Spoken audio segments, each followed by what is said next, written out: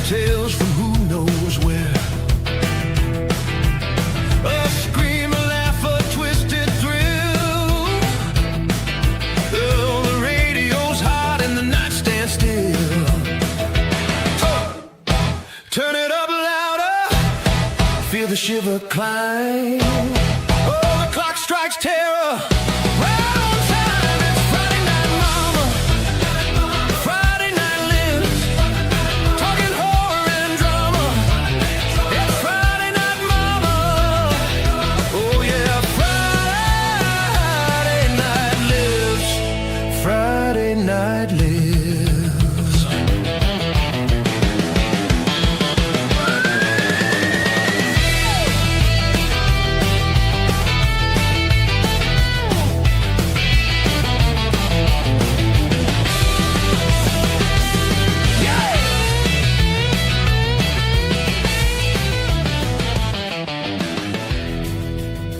It's Friday night, Mama, and I'm here once again with the whole crew of Friday Night Lives.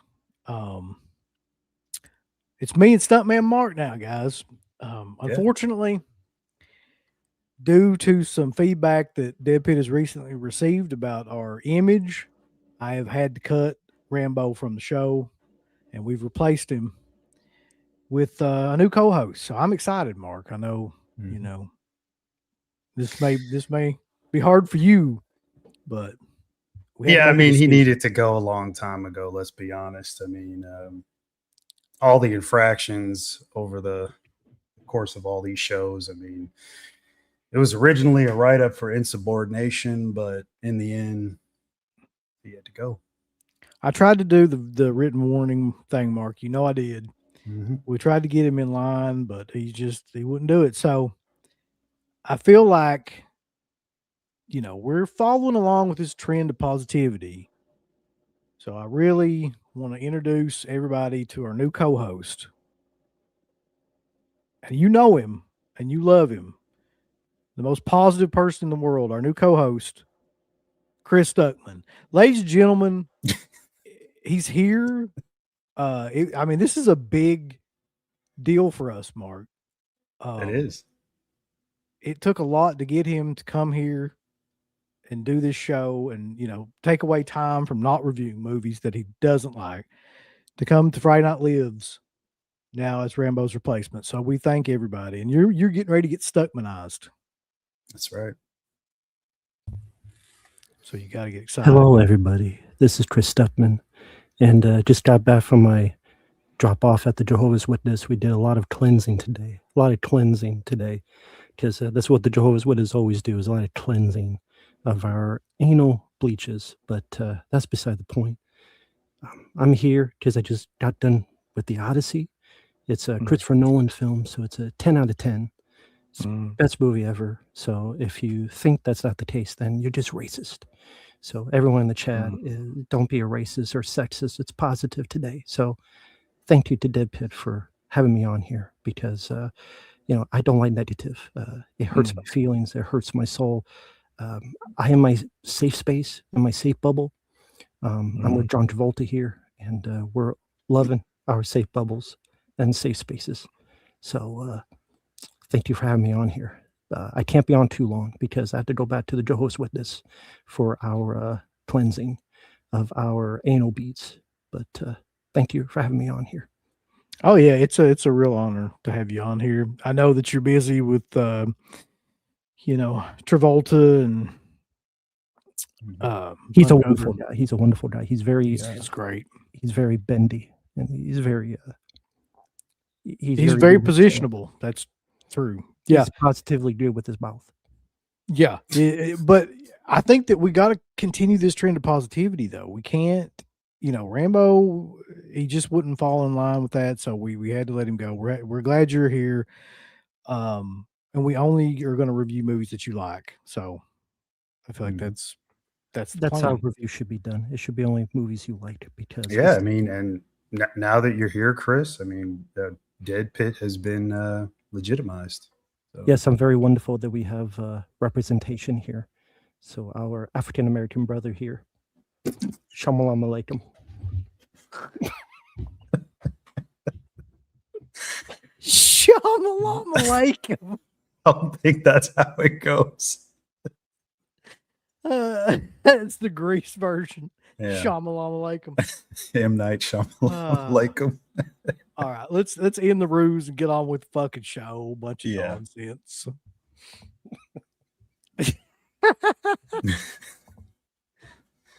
So, yeah, this whole show is going to be positive as fuck. I'm going to tell you right now, there's going to be absolutely no negativity when we talk about these movies. It's going to be completely positive. I've got the diarrhea parasite, but I'm going to be positive about it.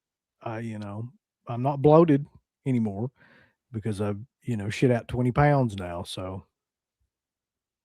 I saw that Taco Bell. I went to Taco Bell and I was like, y'all got any raspberries in there? Load me up, son. Put all the lettuce, and if you've got any kind of berries, put that on there too, because I'm going to get fucking turn up for summer. What a surprise. Eating shitty food gives you the shits. Who would have guessed? Listen, how could you tell the difference? I mean, Yeah. every time I've eaten Taco Bell, I've gotten the shit. Well, now it's explosive. That's the difference. Well, shit, it was before. I mean, that doesn't solve the mystery of the Taco Bell ghoul. I'll tell you right now, like, that place is just a linchpin for diarrhea. So yeah, before we get started though, there's a lot of people in here already. Before we get started, I want to bring up, the elephant in the room, and I'm kind of dead serious about this now. Rest in peace to Sam Neill. That was a huge loss. I know, whatever, we made fun of him. Well, CK's made fun of him for years now. But on a real note, guy was a great actor. He had some great movies. I don't know. CK also doesn't like Jurassic Park, which is confusing as fuck to me. But so crazy. He's great in that. He's great in the Mouth of Madness. A lot of people, Hunt for Red October. A lot of people say that he's great in Possession. I haven't watched Possession in 20 years, and I'll probably never watch it again, to be fair. But like, I'm sure he's great in that too. So, he is. He definitely. Aren't they doing a remake of that? Possession? They are, aren't they? Yeah. And Reanimator, which he's why. not in, but I don't really see many people talking about it. But they are currently shooting the Reanimator remake, which is about 4 hours away from me. I think they started last week with principal photography. So it'll be interesting to see how. Yeah. It is shooting right now. That's wild. I didn't even know. I was too busy getting fired. But, he's had a tough week. Rest in peace of Sam Neill, like you said. Great actor. In the Mouth of Madness would be my favorite of his. But yeah, I think mine too. Yeah. I would love to put that comment up there, but I can't, Brandon. That's one of the funniest shits I've ever seen. Yeah, so big shout out to Sam Neill for being awesome. Yeah. Rest in peace. So the show tonight is Summer Blockbusters. I actually found a site. It's on IMDb. They've actually got them categorized by year and how much they made and like what was considered the blockbuster for each year. They start the list in 75 with Jaws. So that's kind of where I would have started it too, to be fair. So we're going to get to that here shortly. But is there anything you guys want to bring up? Anything you want to talk about? Anything going on? Real quickly, we did get a super chat. Was that before? I don't deal with super chats anymore. I don't do it. Hold on. We had to get this, Rambo. We had to fucking get this one. Okay. Mark, what's your favorite Beach Boys song? You saying Mark's not a Beach Boys fan? Why?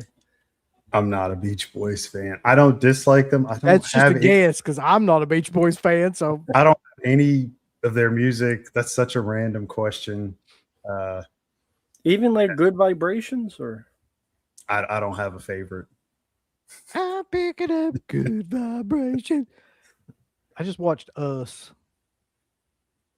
again, and that's in that movie, oddly enough. So weird Oh yeah, piece of trivia. I forgot.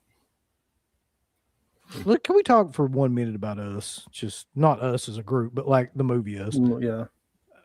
I have no idea what either one of you think about this movie. But what the fuck? Okay. I like the vibe of the movie. I don't want to. Surely to God, everybody in here's seen Us, right? Like that movie is Yeah. how old now? Like over, like close to 10 years old. How old is Us? I saw it in the theater. I was not a big fan. Yeah, I think I said the words "fuck us." 2019. Okay, so I'm watching this movie. I've never watched this movie all the way through. I want you to know that. Like I've watched it, but I just kept zoning in and out. I never have gotten all the way through it. I like it in terms of the vibe and the atmosphere. And then it gets to the twist. And I'm like, none of that makes any fucking sense, man. Like, there's so many problems with that I don't even know really where to begin. But was it the Hands Across America ending? Yes, it was the Hands Across America ending. Kind of weird. Here's the thing though. It kind of reminded me of like an Argento film.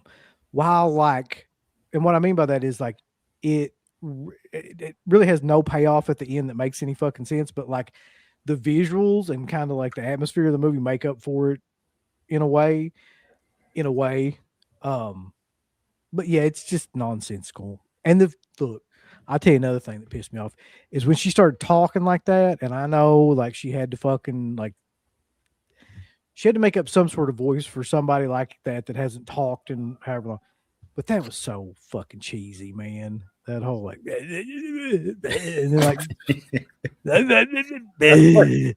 that was the sound. Stuttering around like but you got to be positive. I'm positively sure that movie don't make any fucking sense. I'll tell you that. The end of it anyway.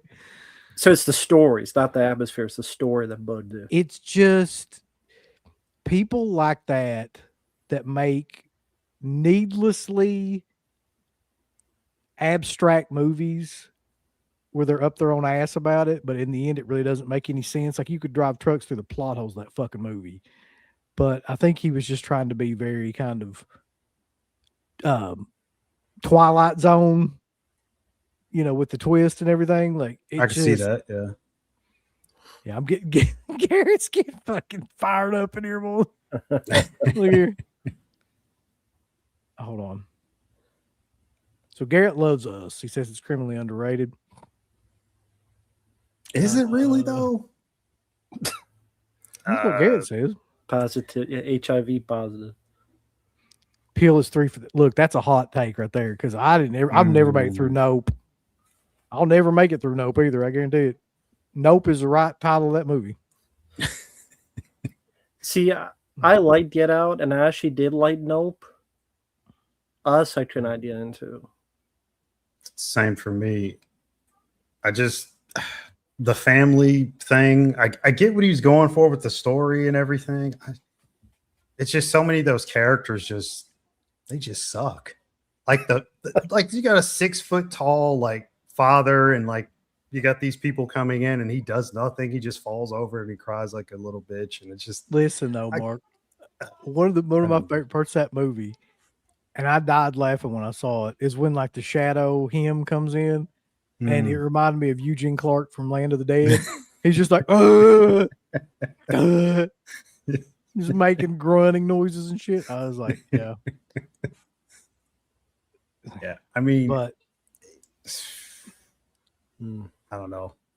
I'll probably check out whatever Peel does next. Like I said, I like Get Out and Nope. Us just wasn't for me. I don't know what it was about it either that really pissed me off. It was like a combination of a bunch of different things, but like it was just he so wanted that ending and everything like to be. I don't know. He just Would you compare, centered the whole movie around would it. you compare that twist to like an M. Night Shyamalan type of twist? Yeah, but like a shitty M. Night Shyamalan type of twist. So M. Night Shyamalan twist. Yeah, sorry. It's the same thing. But did it need the twist? No. I submit to you that it did not need that twist. It needed more action throughout the film. I thought he could have really ramped up it's just, you got the families like driving around. They go from their house to another house. And it's just like, where's the real fear factor in all this? Where's the chaos? Where's anything happening? Yeah, you never really felt like they were in any danger. No. Like, because like they kept getting into it, like they're almost superhuman. And not the shadow people, I'm talking about just the regular family. They just kept getting in these situations. They would always get out of them at least 3 or 4 times before the ending of the movie. They're in like some sort of danger, but they get out of it. And you just never thought for 1 second that they're going to get hurt or anything bad was going to happen. And I don't know. The one good scene in that movie, though, that I will say, and like I said, throughout the film, it's got a pretty decent atmosphere, is the scene that, for some reason, it reminded me a lot of the scene in Clockwork Orange where they break into the family's house, where the white family is in there and they come in and like kill everybody. Yeah. Like, now that's a really good scene. It was done really, really well, too. And that blonde actress, I've seen her and stuff. I don't know her name or anything. She played that really well, the shadow and herself. Anyway, I just watched it recently, so I was like, I don't really have anybody else to discuss this with.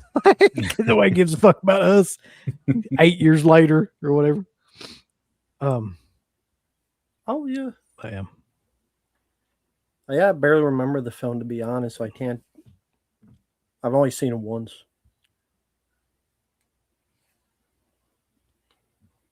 Is that another super chat? Give you a fucking break about what? Give you a fucking break. No, I mean, hold on. Yeah. Where's the super chat? We got a super chat. Yeah. I definitely didn't see this one. Yeah. Oh, it went by really quick. Oh, there it is. Have you guys seen Evil Dead Rise? Thought it sucked. Evil Dead Rise or Evil Dead Burn? Well, Rise did suck, but I think he means Burn. Yeah, because we did a commentary on Evil Dead Rise, and all 4 of us didn't like it. If you're talking Evil Dead Burn, I didn't see it. A lot of people liked it. I know, Garrett, you liked it. You I thought it sucked. You saw Burn? I did see it. Thought it sucked. But you gotta be positive. No. I gotta tell the truth is what I gotta do. What sucked about it? Is it better or worse than Rise? I mean, depends on how you look at it. There's no shitty lines like calling people titty suckers or creepy crawlies in the belly. No, there's no shit like that. Creepy crawly in my belly welly. Yeah. It's just, it's not really about anything, that film. Like, it, without spoiling it, it does connect everything. Everything that's come before is canon. All these films are in the same universe, including the 2013 It's a prequel? film. No, it is not a prequel. That's the other one, I guess, coming out. And yeah, that's Evil Dead Wrath. Yeah, that's the prequel film, which I think is set in like the early 70s. Joke. I just love the joke that CK came up with that when he talks about Evil Dead. The next is going to be Evil Dead Mortis. Sorry, it's a WCW joke. So what, did you think it was just boring? You didn't like the characters, or what was it? There's so you talk about plot holes. Oh my god, the lapses in logic. Well, Garrett, see, you agree, but then you're like, oh, it's brutal and badass. But I mean, what Evil Dead movie isn't technically brutal? There's a lot of violence in all the films. That's not enough. Like, give me something else. That's kind of the issue too, is that like there's no real atmosphere. Like, it establishes itself very early on as a violent film, but it doesn't stick the landing overall. I don't want to say what it's technically about, but it's just one little tiny thing that runs throughout the whole movie that the Deadites are trying to do. And to me, it's just ridiculous, and it makes the whole movie pointless to me. And not to mention, since when the hell do Deadites, and I guess you could change the rules you're doing your own movie, but when the hell do Deadites have telekinesis and pyrokinesis and all this other crazy shit that they're doing? It was insane. I'm like, well, if that's the case and they can just do anything, then what's to stop them from just killing anyone? But don't, like in Evil Dead 1, like you have like the mirror become water and the light bulb filling up with blood and those supernatural things. Look, Mark, supernatural occurrences in the cabin, but like if a Deadite wants to kill someone, typically in the early Evil Dead trilogy, if they want to kill someone, they have to go pick up an axe and chop them up. You know what I mean? In this film, they're moving shit with their minds. And I'm like, so how is anyone ever supposed to really fight back? They can do if you look, take all I know, Mark, okay, is that she drinks a Glade plug-in. And that's all I need to know, buddy. That makes it a good movie. She drinks a what? There's a scene with she drinks candle wax, one of the people that are possessed. What the hell is that? I thought she drank a Glade plug-in. Okay. Those little air freshener things you plug in. So, okay. Basically, we're going to do like an NWO informal poll here because everybody's putting in there that is. I haven't seen the movie yet, so I can't give it away because I don't know anything about it. Here's what we got. It's worse than Rise. Burn was awful. The CG at the end of Burn was laughable. That was really bad. Yeah. Burn sucks. Wow, wrong. Got to be positive. I hate Rise so much. I can't imagine I will hate Burn as much. Well, you will. Burn is the worst of the franchise. That's saying a lot. The movie was very boring. It has more plot holes than us. However, Garrett likes it. Killer. Well, I know a lot of the critics liked it. But I don't know, man. I'll just have to see it because there's nothing about it that makes me want to go see it. If I'm being honest, like I know I'm trying to like use like some sort of positive mindset here.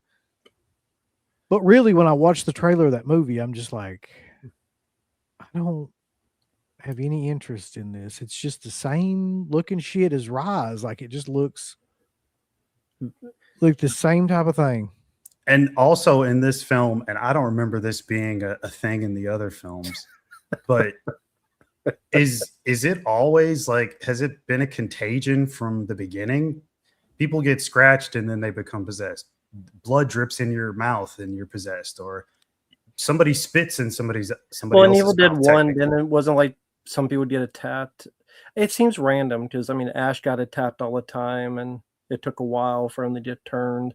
But there are people like in Evil Dead 1 that, well, the one got stabbed in the ankle with the pencil and probably got scratched and then she turned. And somewhere in those movies, though, man, those movies went from being like Evil Dead movies to being like Drag Me to Hell.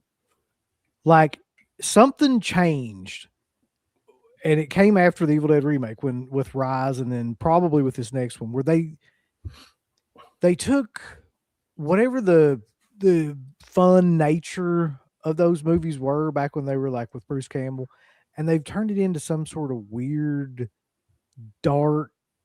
Just like it's trying to be like fucking, you know, Saw or Hostel or something with Deadites now. You mean like I don't know. That's basically what this film is. Like there's no plot, really, no story, and it's all just gore and very extreme gore. I will say this is definitely the most violent film, but that doesn't really do anything for me. You got to have a little bit more than that. It kind of feels like a Saw type of film where you're just waiting for the next kill. There's just nothing really there.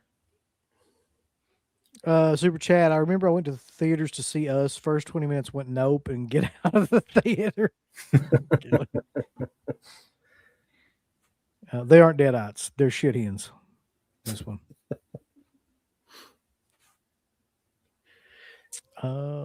Yeah, when I saw the trailer, I felt the same as you did. It just felt very familiar. Damn, boys. A lot of people hated this movie. Yeah, I'm seeing that. Yeah, it just breaks its own rules throughout the entire film.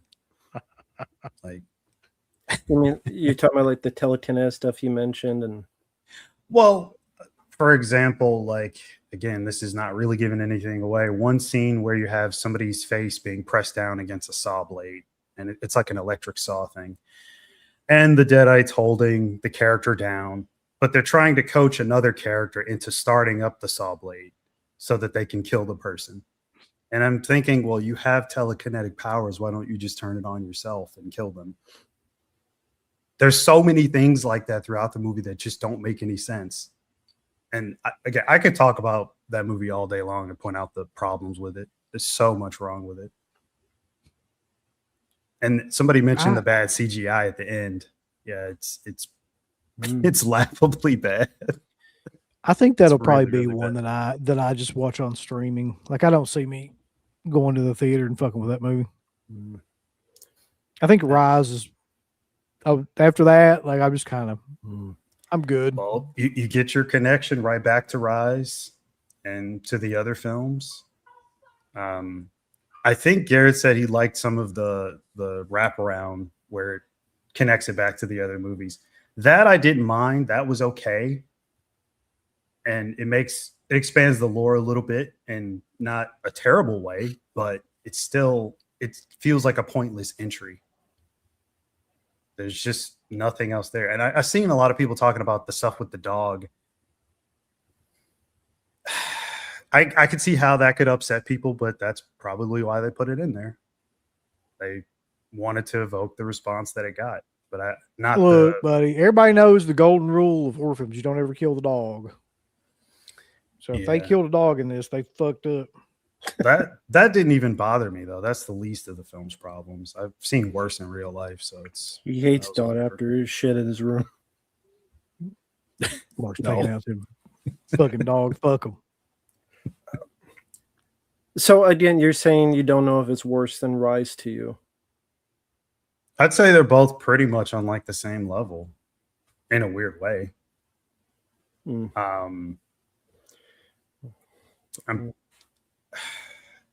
That shows how I'll probably feel about it. Yeah, it wasn't any better or any worse to me. It feels like the exact same kind of thing. I mean, all of them are sort of lumped in the same category, but just because they don't have that special thing that made the Raimi movies fun. The name. Daniel Harris, I don't know what happened to that video, honestly. I'm assuming that it's on the Patreon, like behind the Patreon wall. I have no idea. It was up for a day or two. Maybe we got pay for positivity. Banned. That's what you have to do is pay for positivity. Hey, that's a great idea for conventions. They can take that soon. Like, if you don't pay an extra $10, they'll be meaner than fuck to you. But if you do, they'll be nice. That could be a thing. Yeah. John Carpenter make a fortune. Just sending some support to the miserly Scrooges over at Deadpit. Oh, and to ask you about some of the weirdest imports you have on physical media. I have the cave. I got the cave from Japan recently. Weirdest imports. I mean, a lot of that air stuff is fucking weird. Yeah. If you're talking about like actual like German or I don't really ever buy that stuff. That's Mark's gimmick. I don't want to do gimmick infringement. But yeah, I'm not sure how would you define weird? Like centipede horror to me is weird. When I think about stuff like that, I'm just like, that's where I go. What was the one you got, Mark? That was like a grave? Wasn't it like a box set and there was like a grave or something? Part of it? Like maybe you're talking about Night of the Living Dead? That's Yeah, maybe I'm thinking of something else. I thought it was like a coffin or a grave or something. I assume you had one of those. Yeah, I mean, there's a Dracula one that's like a coffin, and then there's the grave thing is it's like a zombie arm coming out of the ground for the Night of the Living Dead, 1990. And this is a physical thing with the Maniac one you got. Yeah, that's the one that I like the most, but I'm not Like sure the about poster? Weird.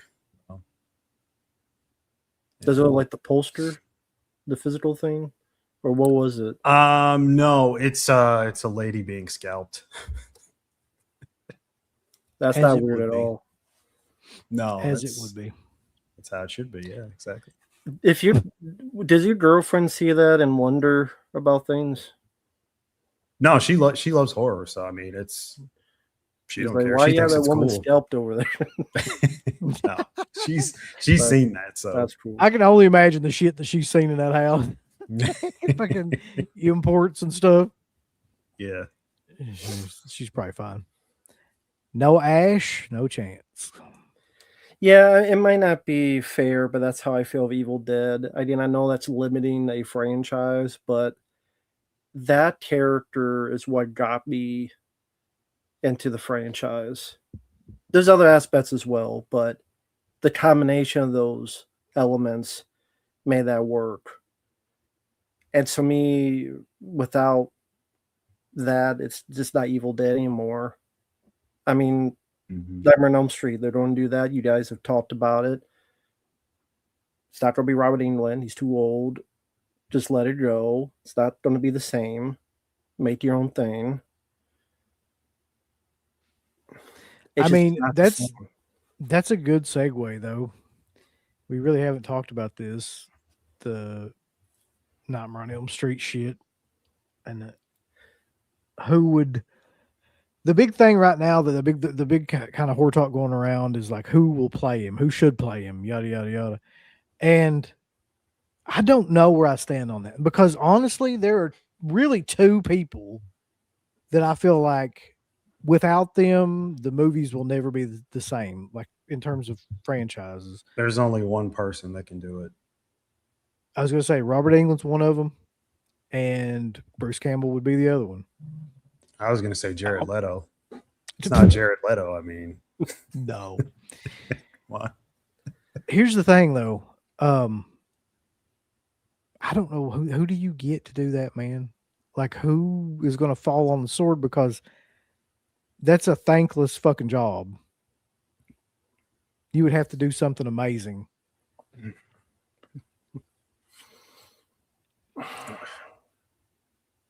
It's really tough to say. It's a walk-in cinematic death sentence. Like it happened with the 2010 movie. I mean, it was bad for many other reasons as well, but I still don't think that ever had a chance, and this new one won't have a chance. Because unlike those others, like Halloween, Friday the 13th, Freddy has such a unique voice.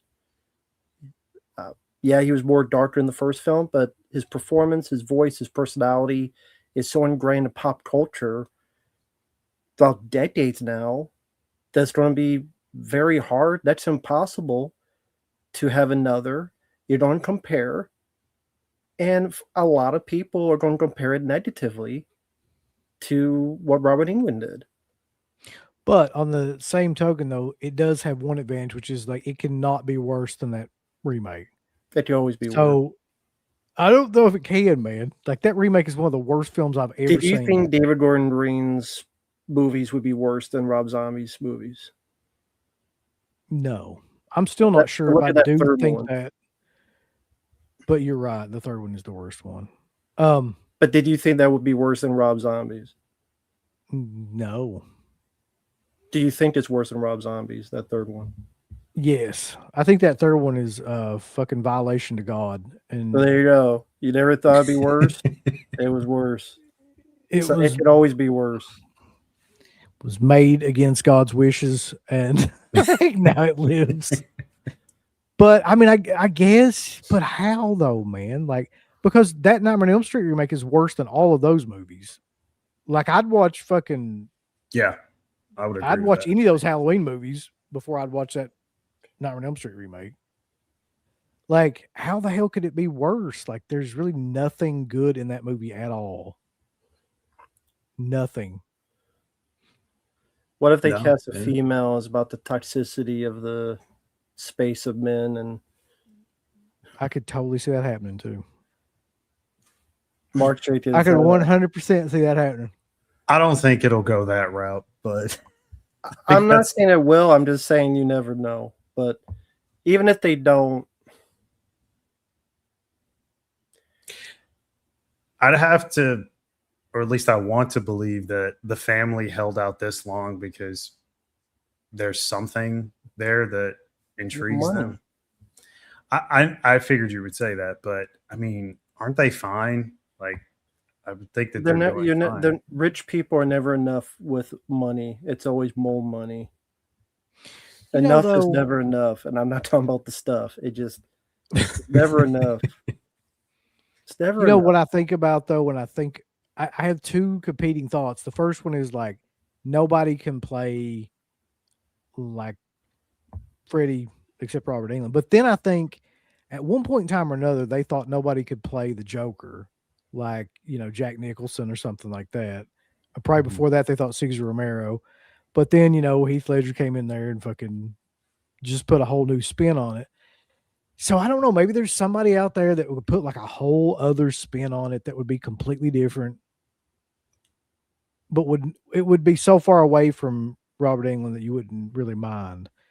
But I just like people are mentioning people in here that they would like to see doing it, and somebody says Jim Carrey. Can you fucking imagine Jim Carrey? Just try to imagine him. I could imagine it. Yeah.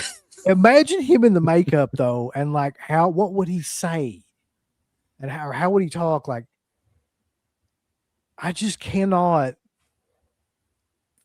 fucking. Yeah, that's not a performance I want to see. But like Matt, you mentioned, like it's a death sentence. I mean, I think your DOA, as soon as the person is announced, whoever it's going to be, it'll be DOA. People are going to automatically shit on it and pick it apart. That's the one thing that's you just can't do that. Like you can't recast it. It's just so hard to envision. It'd have to be somebody maybe unknown. Maybe there's a guy out there that we don't know about, an actor who's got the talent, but we just haven't seen him in a lot of stuff. They get their big break. But this name keeps coming up. I don't think he would be bad. oh, Richard Brake. I like he's Richard got- Brake. He's got the size, the look, and Yep. the stature and everything. Like it, I Yeah, could that's see the it, thing. but Now here's the problem. Would he try to do like the shit kind of like the same way that he did in Three from Hell? I mean, would he try to be like that type of? Because that character he played in that was fucking so forgettable. Where Mhm. he's, you just can't play. I mean, I thought his part in 31 was by far the best part of that movie. But Well, they're going to want somewhat of a younger actor because they're hoping this is a franchise that will go on for at least yeah, though, I can see that. Yeah. do you think they'll try to cast somebody known, like really well known in that, or do you think that they'll go with somebody that's just like outside the box? I don't know. It's flip of a coin to me. I mean, you mentioned the Joker, but the thing with the Joker is that in the span of, say, 89 onward, you had like 5 Jokers, but you only had like 2 Freddys, and one was insanely horrible. So, like in one, you had Jack Nicholson, you had Mark Hamill, you had Heath Ledger, you had Jared Leto because he was Joker. You had I forgot he was, but yeah. and then Robert, and then the movie that everyone hated. So even Joker, there's been multiple people and successes, while here, the one time someone else played him, it was a complete catastrophe. So now you're thinking, well, will the clock strike twice again on it being a catastrophe? Just, I know it's all for money. Just make something else. Obviously, this year, Obsession, however you feel about it, made a lot of money. I haven't seen the Back Rooms. That made a lot of money. Yeah, they had online viral stuff. It was something people thought up and then eventually made a movie. Do Yep. that instead. Obviously, Well, they're that's still successful. clearly though they're still locked in that pattern of like we need these IPs, we need these names that people will latch on to because, like, look at like Friday the 13th, that stupid ass looking TV series. I'm sorry, but that looks stupid to me. Like, I'm sure I saw there'll be the teaser. people that'll watch it. Good luck.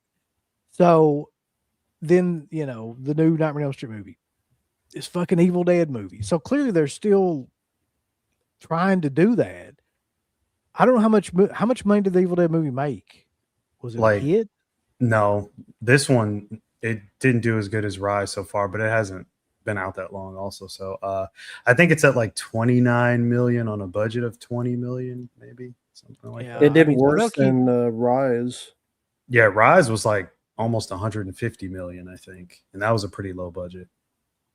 They'll keep doing that shit though until, like, you know, they'll keep making those movies till the wheels fall off of it or they don't make money, you know. As long as they're doubling the profit, it'll go Yeah, on forever. They're low But budgets. Mhm. yeah. But we got like a bunch of super chats. So do y'all remember that song from the 90s with the lyrics, "What if God was one of us, just a slob like one of us"? Yeah, it was Yeah. Joan somebody. Shit. She's from Kentucky. That's the only reason I remember. Can't remember her name though. Joan Osborne or something. Osborne. Fucking what the fuck was her name? Was it Joan Osborne? That's what people are typing. Yeah. Okay. And then nobody ever heard from her again, which I wish that would happen in these Evil Dead movies. Bill Skarsgård as Freddy Krueger. I'm calling it. That could happen. Legitimately, I could see that. There's a really good chance that probably will happen. Or Glenn Powell. And it would make a ton of money. Fucking Scott Farkas. It would make a ton of money though if it had Skarsgård, because people would just be like, "Oh, that's the guy played it." That'd be the whole marketing campaign. Like, he brought you it, and here he is, Freddy Krueger, and that movie would make $1 billion. I guarantee it. Who do you even get to direct it? Somebody that don't give a shit about their career. Yeah, it'll probably be another gun for hire type of thing, like Samuel Bayer was for the remake. They don't say like James Gunn. James Gunn, yeah. What are your thoughts on the R-rated Frankenstein cut of X-Files? I Want to Believe, and the upcoming reboot show? No. Mark's really into it. He's excited. I mean, I know about the release date for the new one, the new cut. I think it's like in mid-August, which they pushed back a couple times. It's like a 3-minute difference. No, definitely not. There's whole scenes. That's what Chris Carter said. I saw a whole article where he talked about there's several scenes removed and other scenes like switched around and a bunch of other stuff put back in. As far as the TV show, I think I saw something about them shooting it on like 65 millimeter, the pilot. Why? They're going all out, I guess. I don't know. Who cares? You're watching on a streaming service. Is that going to matter a whole lot? It's not watching in the theater. Yeah, but when you do watch it, I mean, you'll at least get that scale and scope of it if you have a big TV anyway. Depends on what you watch it on. It look good and still be shitty. Possibly. We'll see. Austin Butler's Freddy. He's a young age. Hey, get him, mama. Come back here. You're in my world now, bitch. Oh, Nah, he's too busy doing the Miami Vice reboot movie. Bon appetit, bitch. I don't know if he'd take that role, but depends on how much money they throw at him. Austin Butler as Elvis in the new Freddy movie. That's what I want to see. Nancy, get your ass back here, woman. Let's see. Peter Weller. I don't think Peter Weller could. Is Peter Weller still alive? I guess he is, isn't he? I Yeah. don't think he could do it. No. So here's another question about that movie too, real quick, before we do anything else. Yeah. What do you do with it? Like, do you ignore all the other movies? Do you like completely reboot it? Like, what do you do?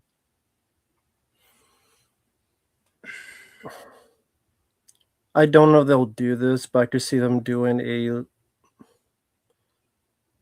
legacy sequel, but like Freddy changed his look because I don't know, whatever reason he changed his look in West Trains to Nightmare, but change even more so. I just see them like trying to get Headlining Camp back, trying to appeal to nostalgia. Let me guess. She's gonna have a shotgun and a fucking bandolier, like fucking yeah. So far, they said that they're going to try to stick to the original script and just modernize it. That's what they said, but we'll see if that's actually the finished product. So it's a remake of the first one. Yeah, exactly. Man, why even bother? Like, what the fuck does that? It's like when they put those Strangers movies out again. Like, nobody wanted that. Isn't that? So they're just doing the 2010 movie again, remake but modern. Isn't that the 2010 movie? Well, I mean, there's the characters serve the same purpose, but they change some character names. Obviously, there's some different nightmare sequences, and they change a little bit of Freddy's lore or backstory, whatever you want to call it. Yeah, to be more modern. I mean, if you call the PDF file stuff more modern. Yes. Have you seen Epstein files? Yeah, they're pretty modern. I don't know anybody that has seen the files, so no.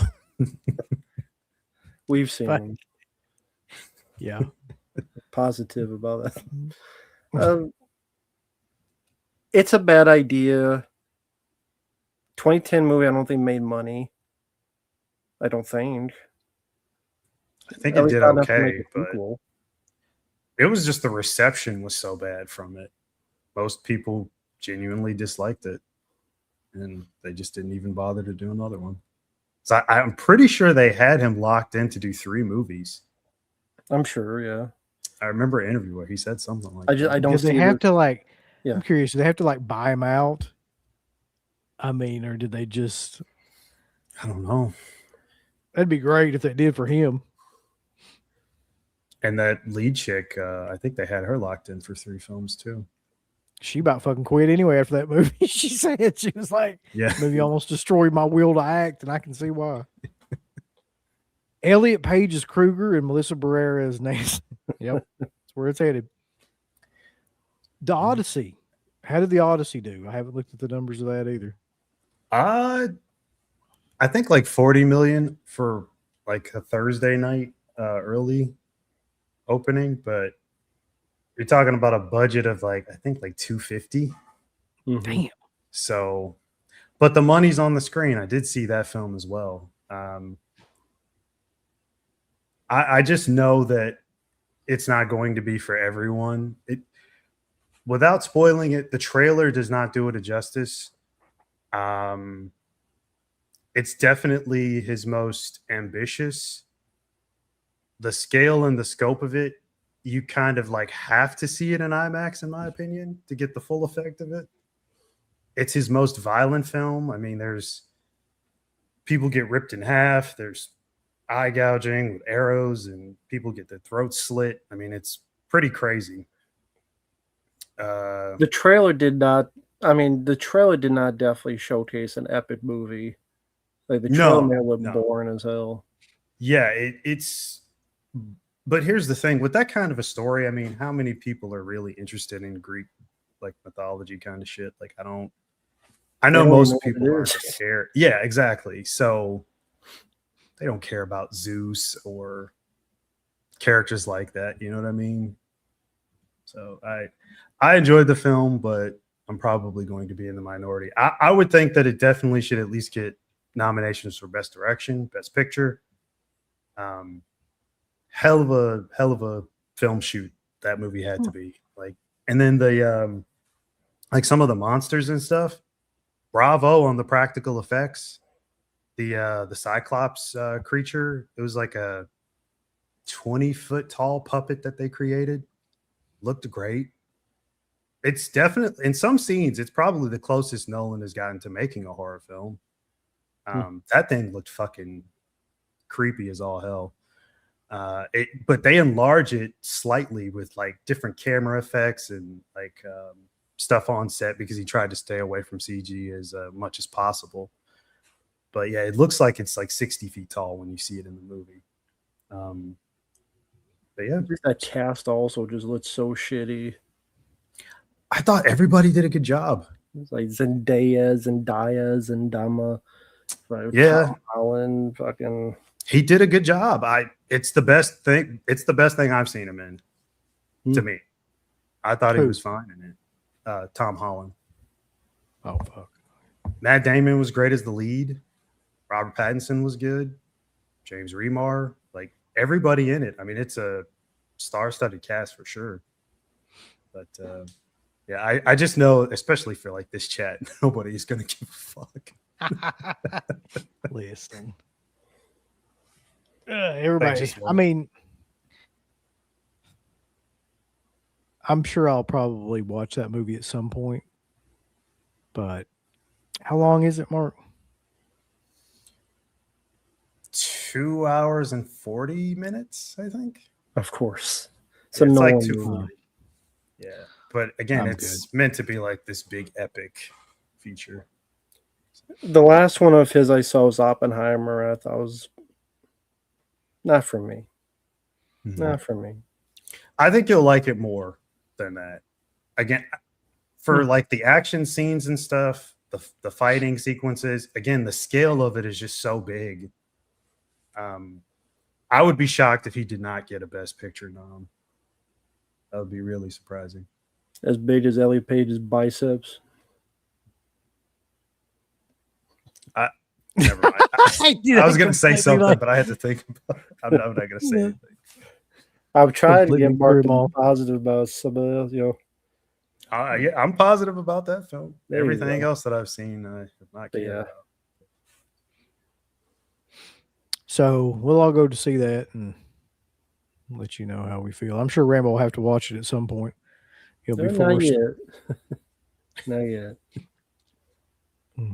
Oh my god, is fucking Leguizamo in that? Yeah, he plays like a blind character. I forget the character's name, but yeah, he's in it enough, but he doesn't take up much screen time. There's obviously Damon is the lead, and I'd say maybe him, Tom Holland, and a few of the other guys that I mentioned like take up more screen time than he Is does. Jake Gyllenhaal in it? No, Gyllenhaal is not in the film. Well, you got that going for you then. Jesus. I did see Project Hail Mary. That was pretty good. Oh, nice. I would have never have thought that you would like that movie for some reason. I don't know why. I mean, it's a bit too long, and the flashbacks got a bit tedious after a bit. I kind of wish a lot of the flashbacks were trimmed down, but I like Ryan Gosling. I'm a sucker for those kind of movies in space, and I like the character Rocky. And before we get to the summer blockbuster, one trailer I thought was really good was I Play Rocky. I don't know if you saw the trailer for that, about the making of the first Rocky film. Mm-hmm. The guy sounded and looked just like Stallone. And I'm like, I was pretty amazed by it. I'm like, okay, the guy looks like Carl Weathers, sounds like Carl Weathers, but the guy for Stallone, it's about as close as you can get look and voice wise. I was pretty impressed. It was so who is doing that? Is that Stallone doing that movie? When I saw that, I saw the trailer too, and I was like, no, he has no involvement with it. I know MGM, Really? Amazon are releasing it. I don't know who's directing it. Comes out later this year.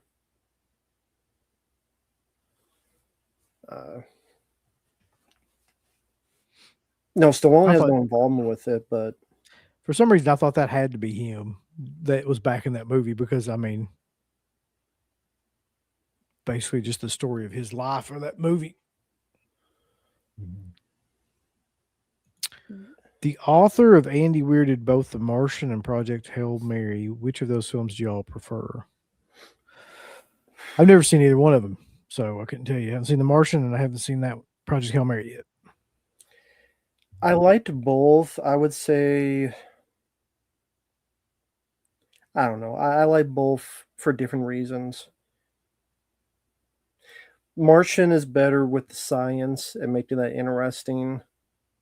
Project Hail Mary, I do like the Rocky character, which is mostly done practical, very cute alien character, made of rock, of course, but named after Rocky Balboa, which I'm a sucker for. But I like a lot of those movies, Ad Astra, Gravity, so I'm a sucker for those. But, I mean, I have issues with it. I don't think it was the best in the world. I'd give like maybe 3.5 out of 5, but compared to this year, it was pretty decent. I liked it. Yeah, I'd second that. It was solid. The last few movies he's done, of course, not counting Barbie, Ryan Gosling's been doing pretty good. So I hope he keeps it up. As far as Martian goes, that was a good film. Yeah, they're both great. I mean, they've got pros and cons. Maybe The Martian for me, if I had to pick one. But I've seen that more than Project Hail Mary, so I got to give that one another watch. I did not realize this, but the guy directing I Play Rocky is Peter Farrelly. Yeah, somebody brought that up in here. I did not realize that. That's funny. And Anthony Ippolito is the guy playing Stallone. And again, I'm not familiar with his work. I guess he played Al Pacino in a miniseries called The Offer about the make of The Godfather. But yeah, at the very least, he did really. I mean, based on the trailer, definitely interesting.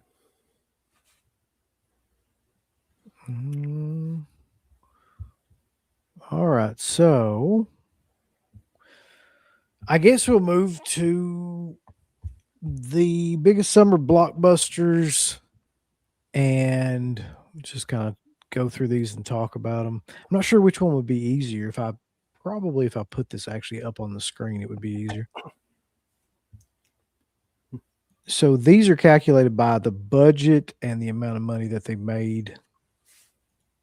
So let's see. Highest grossing films of the summer season since 1975. So the first one is, of course, probably what everybody considers the beginning of this trend, Jaws. I think we've talked about Jaws a lot. Is there, I don't know if there's a better film than Jaws. as a whole, I mean, it's pretty much a perfect film, in my opinion. Perfect for a summer watch. I mean, well, year round, honestly, to me, but definitely in the summer, it's one to watch for sure. Like I at least I do. I don't know about you guys, but I go back to it definitely at least every summer.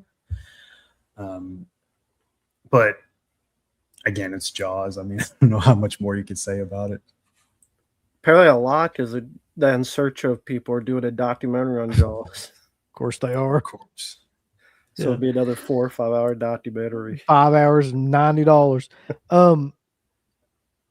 So if you look at it, out of a budget of $9 million, that movie made $470 million, which is insane. Yeah. I just think I just think the making of that film, just how tough it was. And if social media was around back then, it would be labeled a disaster by how much issues and problems, and the shark is not working, we can't shoot in the water, it's delayed.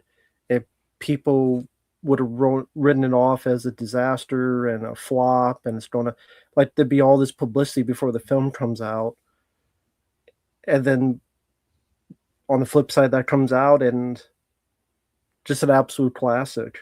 When I worked at a video store, I was by myself, but you could choose a PG film, so I always chose Jaws because it was rewatchable and people liked it. So, yeah, I can never Isn't get that tired watching. fucking crazy that movie is PG? By the way, the shit that happens in that movie.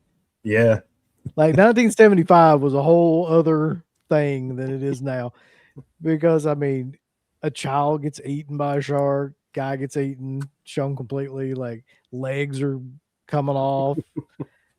Yeah, it's a PG. Fuck it. 1975, folks. I thought this next one was interesting because I never really thought about this as being a blockbuster, but The Omen, 1976, on a budget of 2.8, made $60 million. And I guess like that was one of the biggest films of the summer. What are y'all's thoughts about The Omen? We talked about it somewhat. Great soundtrack, great score. Yeah. Great score. Hell of a film for its time. Because this was just after Exorcist. So, I mean, the subject matter, I could only imagine how it freaked out audiences back then. Like the film a lot, though. I mean, I've always put up the second one as being pretty close. It's not as good, but it's pretty close. I always thought the second film was really, really good, too.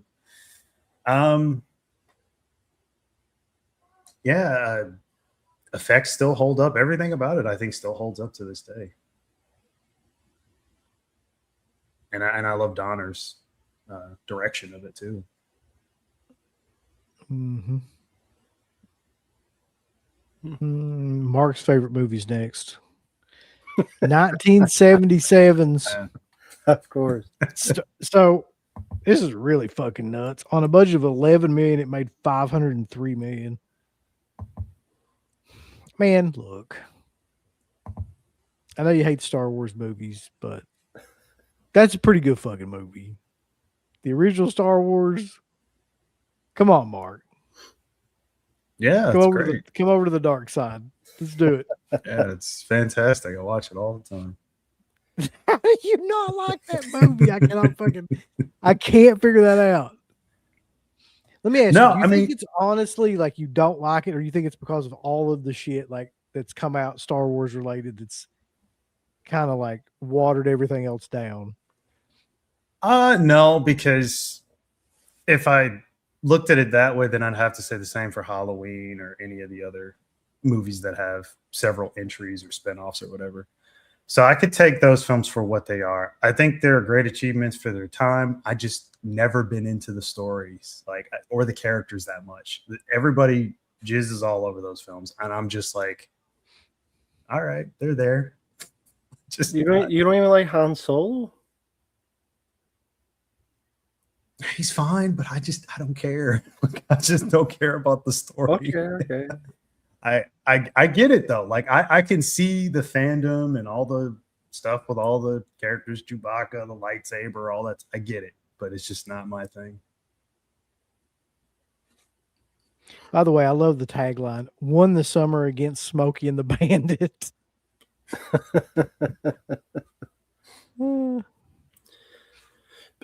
Yeah, it's one of those.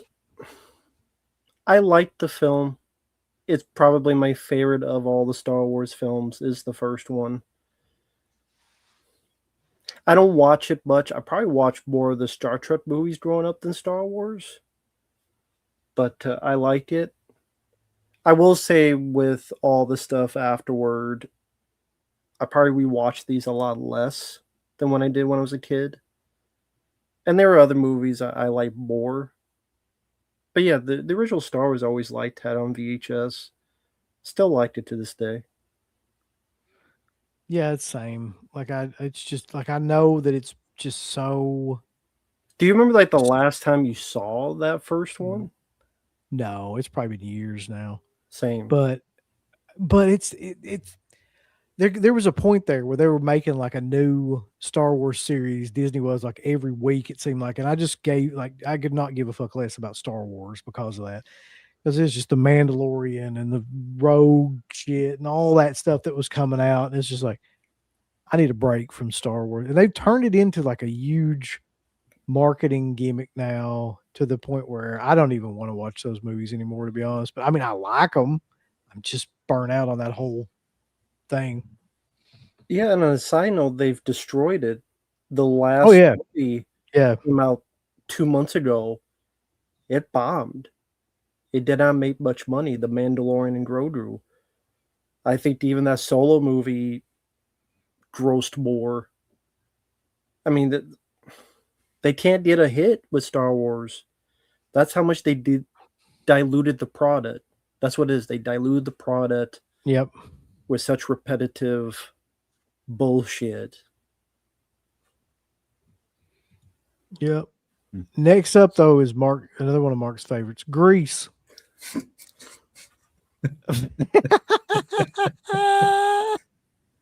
1978 on a budget of $6 million makes $366 million, beats Jaws 2.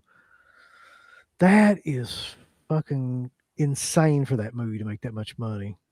I didn't know. I had no idea it made that much. Yeah. That's I actually wild. really like Grease. I like that movie.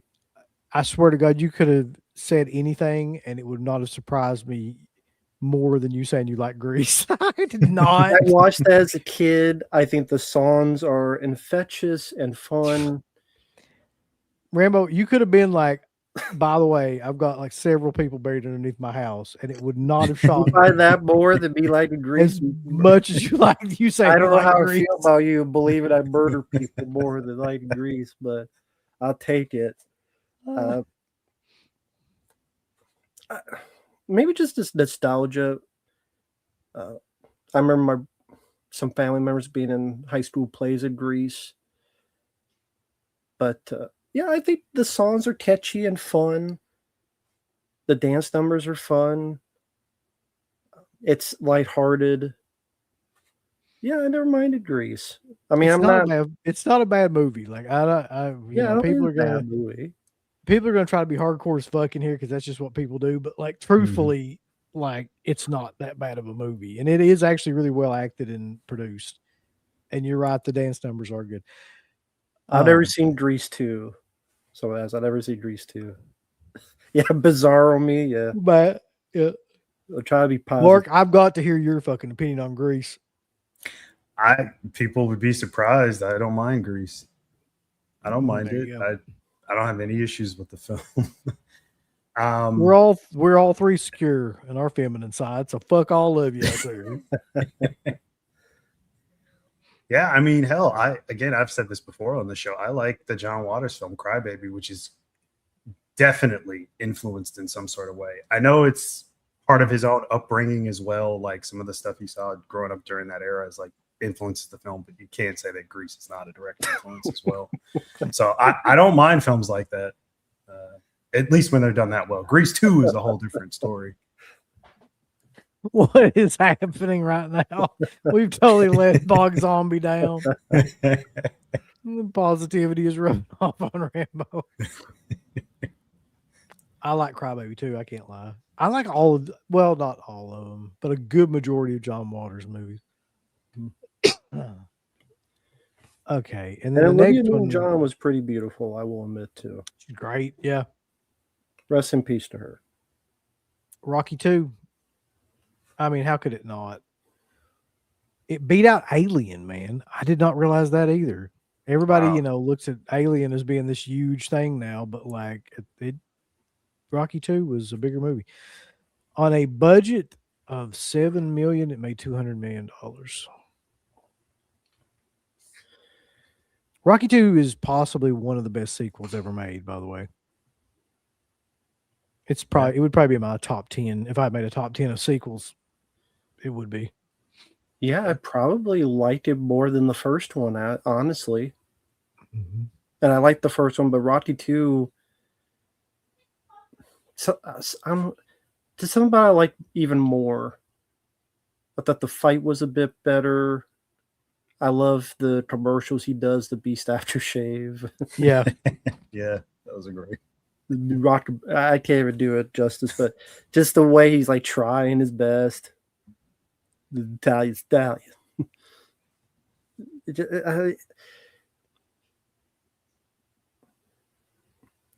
It made sense where it went, the direction of the story. Yeah. Yeah, It didn't feel pulling something out of his ass. It felt like, yeah, that makes sense. That's where the character would go to. Mm-hmm. Agreed. It's a great part about those first two movies is that they're not like typical Hollywood style movies, right? Where like the lead gets everything that they want and everything ends well, and it's just, you know, a big jerk off party. At the end of the first one, he doesn't win, and you know, he wins for himself, but he doesn't win. And at the beginning of the second one, it's just like what you would think would happen in that case, right? So he gets the shot, doesn't win, goes back to trying to be like a regular fucking guy, which is probably exactly what would happen in that case. And then, well, that and he tries to cash in, but because of his, but he can't. Yeah, he doesn't have the education, he can't read the lines. He's trying the commercial, and they get more and more pissed, and he can't read it, and you smell like a goat or what. He can't. He just trying to figure out what the hell it's to read. And yeah, I mean, especially back then, that 15 minutes of fame, you see that rise and fall, and he's back to the meat plant once again. Mm-hmm. Mm-hmm. All right. Number 6, of course, Empire Strikes Back. Mark, here we go again. Widely considered to be one of the best follow-ups of all time. On a budget of $23 million, it makes $400 million and beats out Airplane that summer. I think that Empire Strikes Back is probably the best movie of that first trilogy. If you were to ask me now, though, I'd rather watch Airplane. I would honestly go back and watch Airplane before I'd watch any of the Star Wars movies. I think I would. So yeah, just because it's so. I don't know. I've seen these movies like a million times and it's overdone. But Empire is objectively a great film.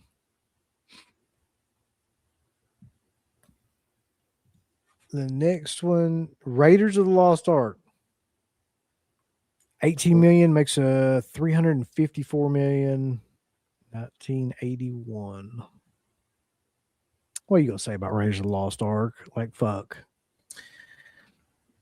One of my favorite Spielberg films. I'd put it in his top 3 films that he's ever done. Love the Indiana Jones character. It's the perfect adventure film in a lot of ways. Yeah, love it. Oh no. Oh, E.T. That makes sense.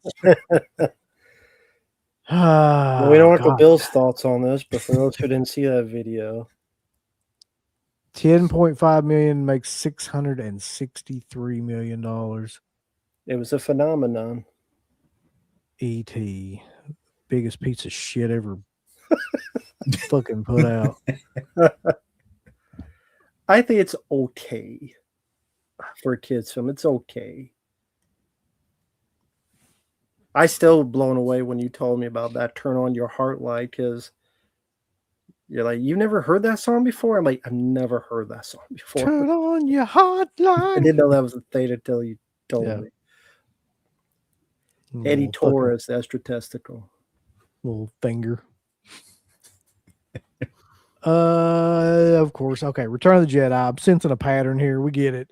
Star Wars was hugely popular. Yeah. 83, it makes 374 million. Whatever. The day I was born, Return of the Jedi came out. Are you serious? Yeah, May 25th. That's crazy. The day I was born, Return of the Jedi came out. I'm a Jedi baby. Most people hate this movie because of the Ewoks and all the shit that, like, yeah, or they maybe think it's like the least of all the original trilogy anyway. I don't know. Maybe because I saw it when I was a kid, I don't mind it. I don't mind the Ewoks and stuff. I didn't know that War Games was a huge summer movie. I didn't know that was like. I always thought War Games was like a small kind of movie. You know? Surprise hit, yeah. Mm-hmm. Yeah. But yeah, I like Return of the Jedi. I liked it. Actually, I like it more than Empire. Actually, I like Return of the Jedi more than Empire. I think because Empire, it's that weird middle child syndrome where it doesn't really have an ending because it's setting up for the next one, and the story's kind of in a state of flux because of that. While this, you just end it, and there's a certain drive to the story. It does have a very good ending. I'll say that. Yeah, you didn't need any more, honestly. Mm-mm. You really but they made them. They're like, "Fuck you! Here's some trade tariffs." My mom smashed my fingers in our car door after seeing Return of the Jedi, and then told me a Jedi wouldn't cry to get me to shut up. Wow. Did it work? Yeah. Yes, it did. E.T. is probably the most overrated film of all time, by the way. Yeah. Shut up, Mark. I see you shifting. I know you're thinking about it. I mean, I could think of other films that are more overrated. No, you can't. Name two. He'll start naming Star Wars movies. Don't Yeah, fucking that's tell him, exactly what I was going to do. Indiana Jones and the Temple of Doom in 1984 was the big summer blockbuster. $333 million on a $28 million budget. Beats. I didn't know this. It beats Ghostbusters and Gremlins. Yeah. I remember when that movie came out. I mean, I was probably 5 years old. So, but I know I didn't see it at a theater or anything like that. But it's like that movie's always been around in my childhood. That was one of the first movies that I ever remember watching. And there's that scene, like it's rated PG, but there's that scene where the guy pulls the guy's heart out and shit. Right. Yeah. And that always freaked me the fuck out when I was a kid.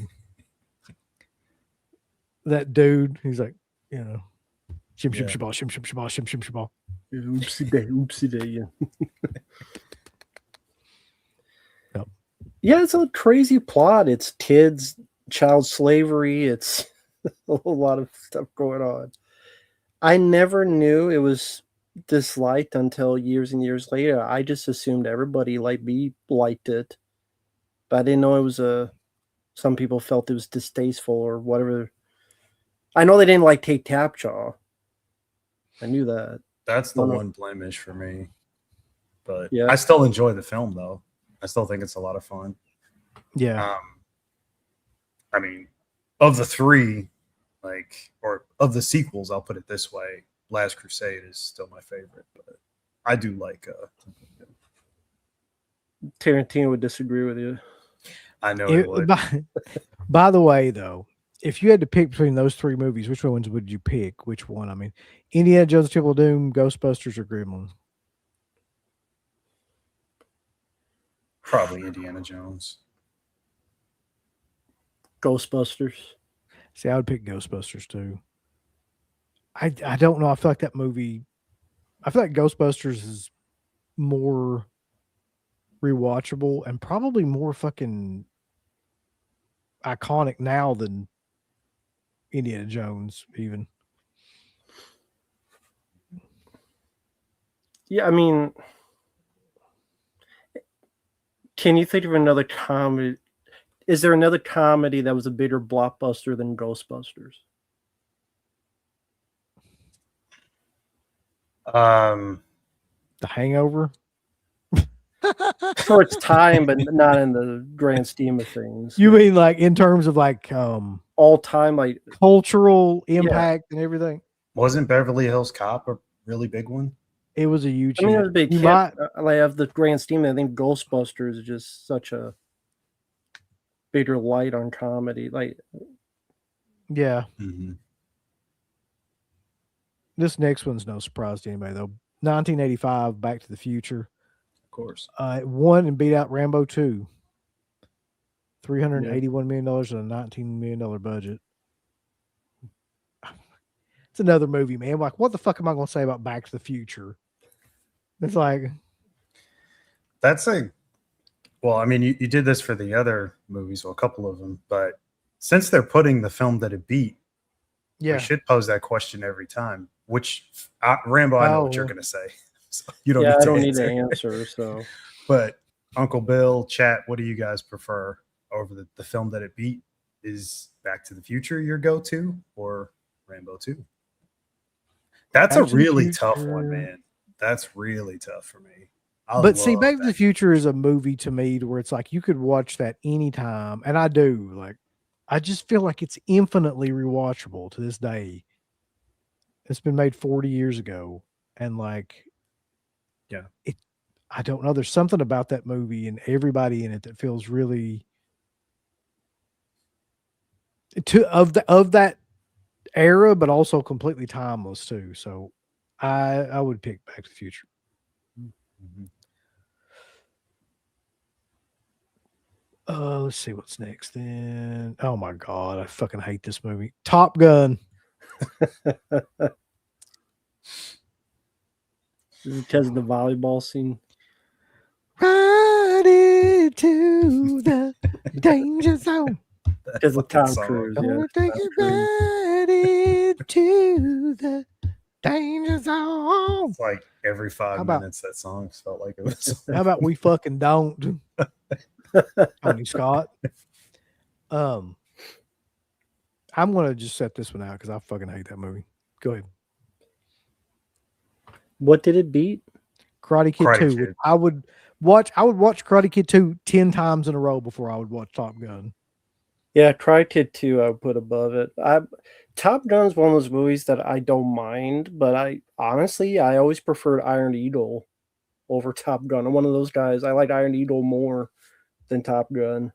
I'd rather watch Maverick over the first one. And that's saying something because I love Tony Scott. But yeah, the first one is fine. But between that and Karate Kid, I'm going Karate Kid. Maverick is a bit overrated. Karate Kid's overrated? What? Maverick. Oh, Maverick. Okay. I thought we were talking about the Mel Gibson movie for a second. We're talking about Top Gun. Top Gun Maverick is a bit. It's okay, but it's a bit overrated. I'd probably rather watch the first one. Really? Okay. Better love story. The love story in Maverick sucks. You really watching Top Gun? The sequel or the That's a first bit part of one the for movie, story? Isn't it? It doesn't mean it's good though. Is that a big part of Maverick though? The love story. I mean, it's there, yeah, but and it sucks. I don't care for either one. Half that movie is ripping off scenes from this movie. Half that movie is like, let's rip off scenes from this first Top Gun movie. Let's do a volleyball scene again. Let's scene in the bar again. You can make that argument for a lot of sequels, though. How about Tom Cruise just shuts the fuck up and goes away? How about that? He's doing that new movie, Digger. He saves the world again as an old guy. Great. Maybe he'll break something and just quit. Keeps doing his own stunts. Maybe he'll finally fuck himself up. I can not ever have to see that guy again. So this is one we just talked about, which is on here. 1987, Beverly Hills Cop 2. Beverly Hills Cop 2. I did not see that coming for some reason, that would be the biggest film of the summer that year. Made about $300 million on a $20 million budget and beat out Dirty Dancing. Now, listen, you're going to ask me which movie I prefer. It's definitely going to be Beverly Hills Cop 2. You don't like seeing Patrick Swayze gyrating around on screen? That's one movie that, we talk about Grease before and everything. I get Grease. I do not fucking get Dirty Dancing, man. Like, that's just a movie where it's like, it's not for me, clearly. Like, I don't. Yeah. I mean, the love story aspect. Yeah. I love Beverly Hills Cop 2. I know that makes me sexist, but I love Beverly Hills Sleepy a lot. Yeah, I still don't even understand that argument. But teach their own in all respect. I don't understand his reasoning, but you feel that way. I don't think it's the most sexist movie of the 80s. I don't get it, but I still like the sequel. I think, a good follow up. It's more of an action movie. It's got a good cast. Brigitte Nielsen's actually decent. Axel Foley's funny still. Ridley Scott brings his style. It's that and The Last Boy Scout are my two favorite Tony Scott films. I think it's a very fun sequel. I always liked it. I don't understand. I mean, I didn't realize it was in contention that it was a good film. Because growing up, that's another movie that was just always on. Mhm. And it was always around. And yeah, like Brigitte Nielsen's great, like you said, like fucking it's a really good movie, in my opinion. But yeah, a lot of people didn't like it. I know Siskel and Ebert put it in their worst of 87 films. Nah, fuck them guys anyway. You talk about one I didn't see coming. Number 14 on here, 1988, the summer of 88. Who Framed Roger Rabbit? $329 million on a $50 million budget. Beats Coming to America. I'd have to go Coming to America. I do really like that film. 1,000%. Who Framed I do Roger too, Rabbit's but great. I would 1,000% like go Coming to America on that one. I mean, who didn't? If you were a kid at that time, which I was, like everybody saw that movie, man. Everybody saw Who Framed Roger Rabbit. Like it was everywhere. I adore Roger Rabbit, actually.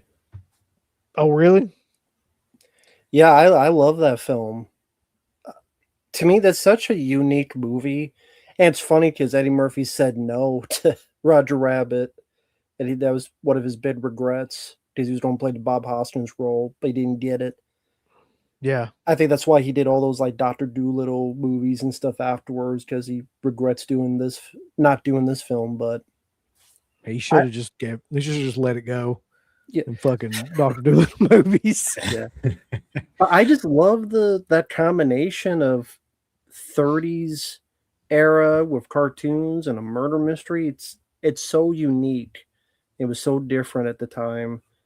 And I mean, you'll never see Bugs Bunny and Mickey Mouse on the screen again together. Stuff like that. It's a movie you will never see again. You'll never see like Dumbo and then all these other characters in the same movie. Never again. It's like a once in a blue moon movie. Plus, like you said, it's a completely unique premise at the time, in and of the fact of having like cartoon characters interact with like live action characters. And they created like a new character with Roger Rabbit that was actually like really memorable too. That became its own kind of thing. But Goblin was asking, is the 4K censored? I have no idea. Do y'all know about this? I never heard that. Roger Rabbit is censored? I didn't notice anything, but it's been a while since I've seen it. Yeah, I don't know. Be curious, censored for what, Goblins? Just a rabbit? They didn't. You don't tell me they censored her. She's a cartoon. By the way, cartoon. Has there ever been a female character that got like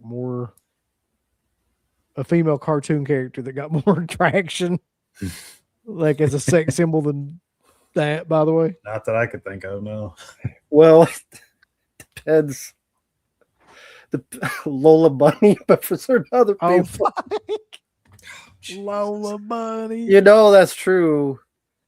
Oh my god! For some odd reason, I don't get why.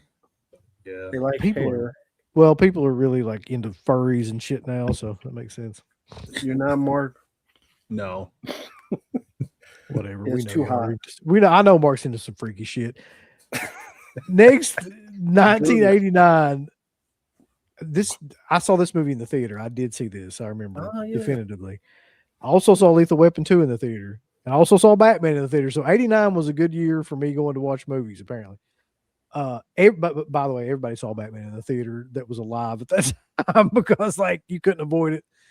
I I can't believe it beat Batman though. I would have thought Batman would 100% be the biggest movie of that year. Because let me say this, like when I went to see that movie, there was a line. I've never in my life seen a line like this to a movie that went all the way down the street and then like I mean, it sold out every single night, but this line was like all the way down the fucking street from where the movie theater was. But Indiana Jones Last Crusade, I think, is a great movie. Yeah. Man, that's a tough one to pit against Batman. I'm only looking at Batman because I'm not I like Lethal Weapon 2, but I don't love it. I actually prefer 3 more than 2. You don't like diplomatic immunity. That fucking old guy in that movie, the antagonist, he sucks. But yeah, maybe I go Batman, honestly. It's just Nicholson's performance is so crazy, and I'm a big Nicholson fan, so I'd have to go with that one. But I love Last Crusade, though. Like I said earlier, it's my favorite sequel for Indy. It's crazy because 89. Most of these were in the summer. The top 10 was that one, Batman, Back to the Future 2, Look Who's Talking, Dead Poets Society, Lethal Weapon 2, Honey, I Shrunk the Kids, Ghostbusters 2, Little Mermaid, and Born on the 4th of July. You also had License to Kill, the James Bond movie. You had so many. I mean, that was, some would say that was the most blockbuster summer of all time, was 89, which is why I brought that list up. Like when people look back and go, what's the summer that had the most blockbusters? 1989 is usually the year people mention. And not to bring people down, I just think of like this summer and the lack of blockbusters. Yeah, don't even compare this summer to that shit. It's depressing and it's sad, but it's the state of affairs. Yeah. But yeah, I like both of those. I probably picked Indiana Jones and Last Crusade, but I do like Batman. But to me, like in my mind, looking back at that, summer, it was all Batman. Like there was there was no other movie that was even close to being as popular as that. I mean, it kind of changed movies in a way. Yeah, I would say so. Yeah, I agree. So, yeah, I have to go with that too. Oh, fuck. I saw this movie in the theater too. Jesus. 1990, Ghost. I can't believe this movie made $500 million. I got to go Total Recall, but. Oh, 100% go Total Recall on that if that's what it won against. Yeah. I don't mind Ghost. I think it's a fine film for what it is. Acting is still good. I think Swayze's a great lead. He really puts it over the whole romance aspect and all that stuff. It's fine. Yeah, I would go with Total Recall, but I love Ghost. I just think Ghost has been parodied so much. Like it has, yeah. This is not, I can't watch it and take it seriously anymore. You don't like making pottery? Fucking insane.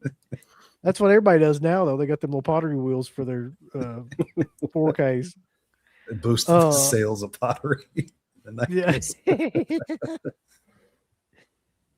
Total Recall's a fantastic movie, though, that I could go back and watch right now. Oh, yeah. It has about 50 quotes in it that I still think about to this day. What was your favorite? My favorite quote? Yeah. Either just great or consider this a divorce or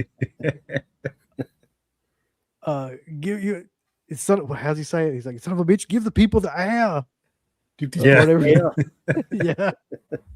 I mean, there's tons of great lines in it. I mean, Yeah. the cornflakes Hey, line at the end. Screw you. I tell you another great one too is 2 weeks. Yeah. 2 weeks. And Oh starts no, fucking foul Benny, punch. when he's feeling up the chick, oh, you make me wish I had 3 hands. Yeah, a chick with all 3 tits. Yeah. You thought this was the real Oh, Quaid? It Oh, is. what about I got 5 kids to feed, man. Yeah. Yeah, see you at the party with the Yeah. It's great. Great movie. So basically every line in that movie is like, Pretty much, yeah.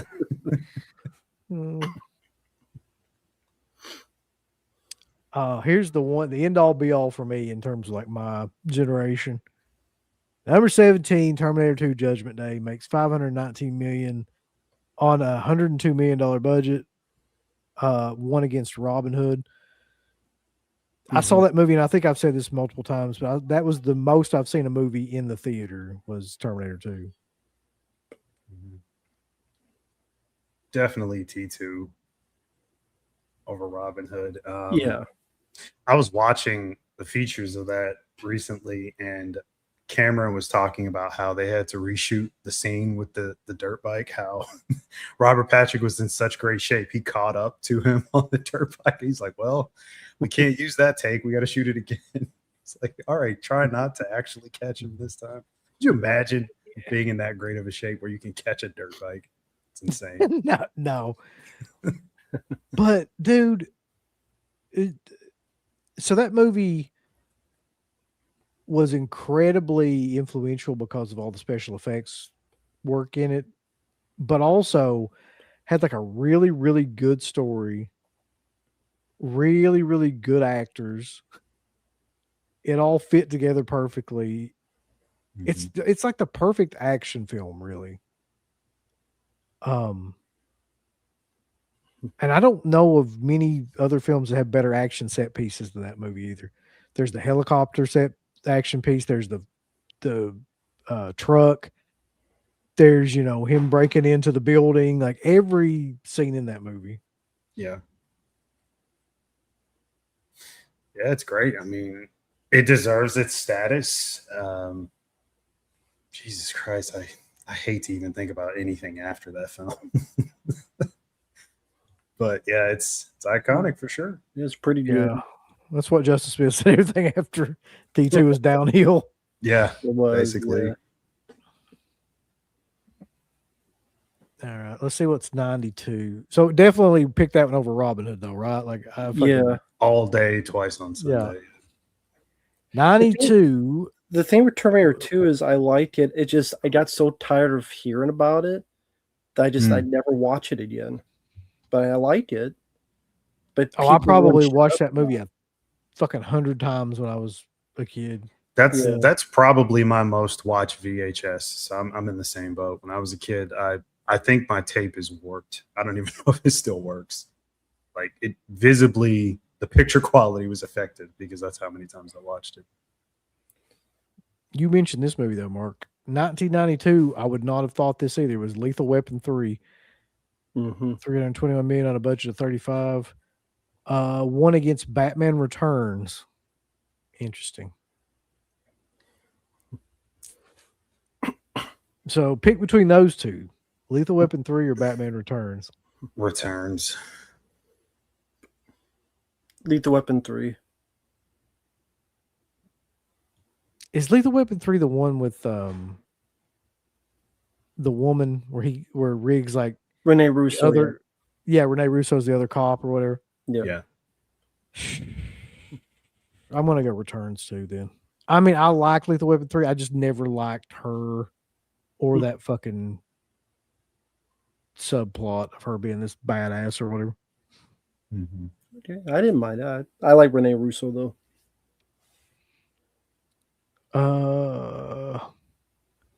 That's the shit. I didn't like the villain either.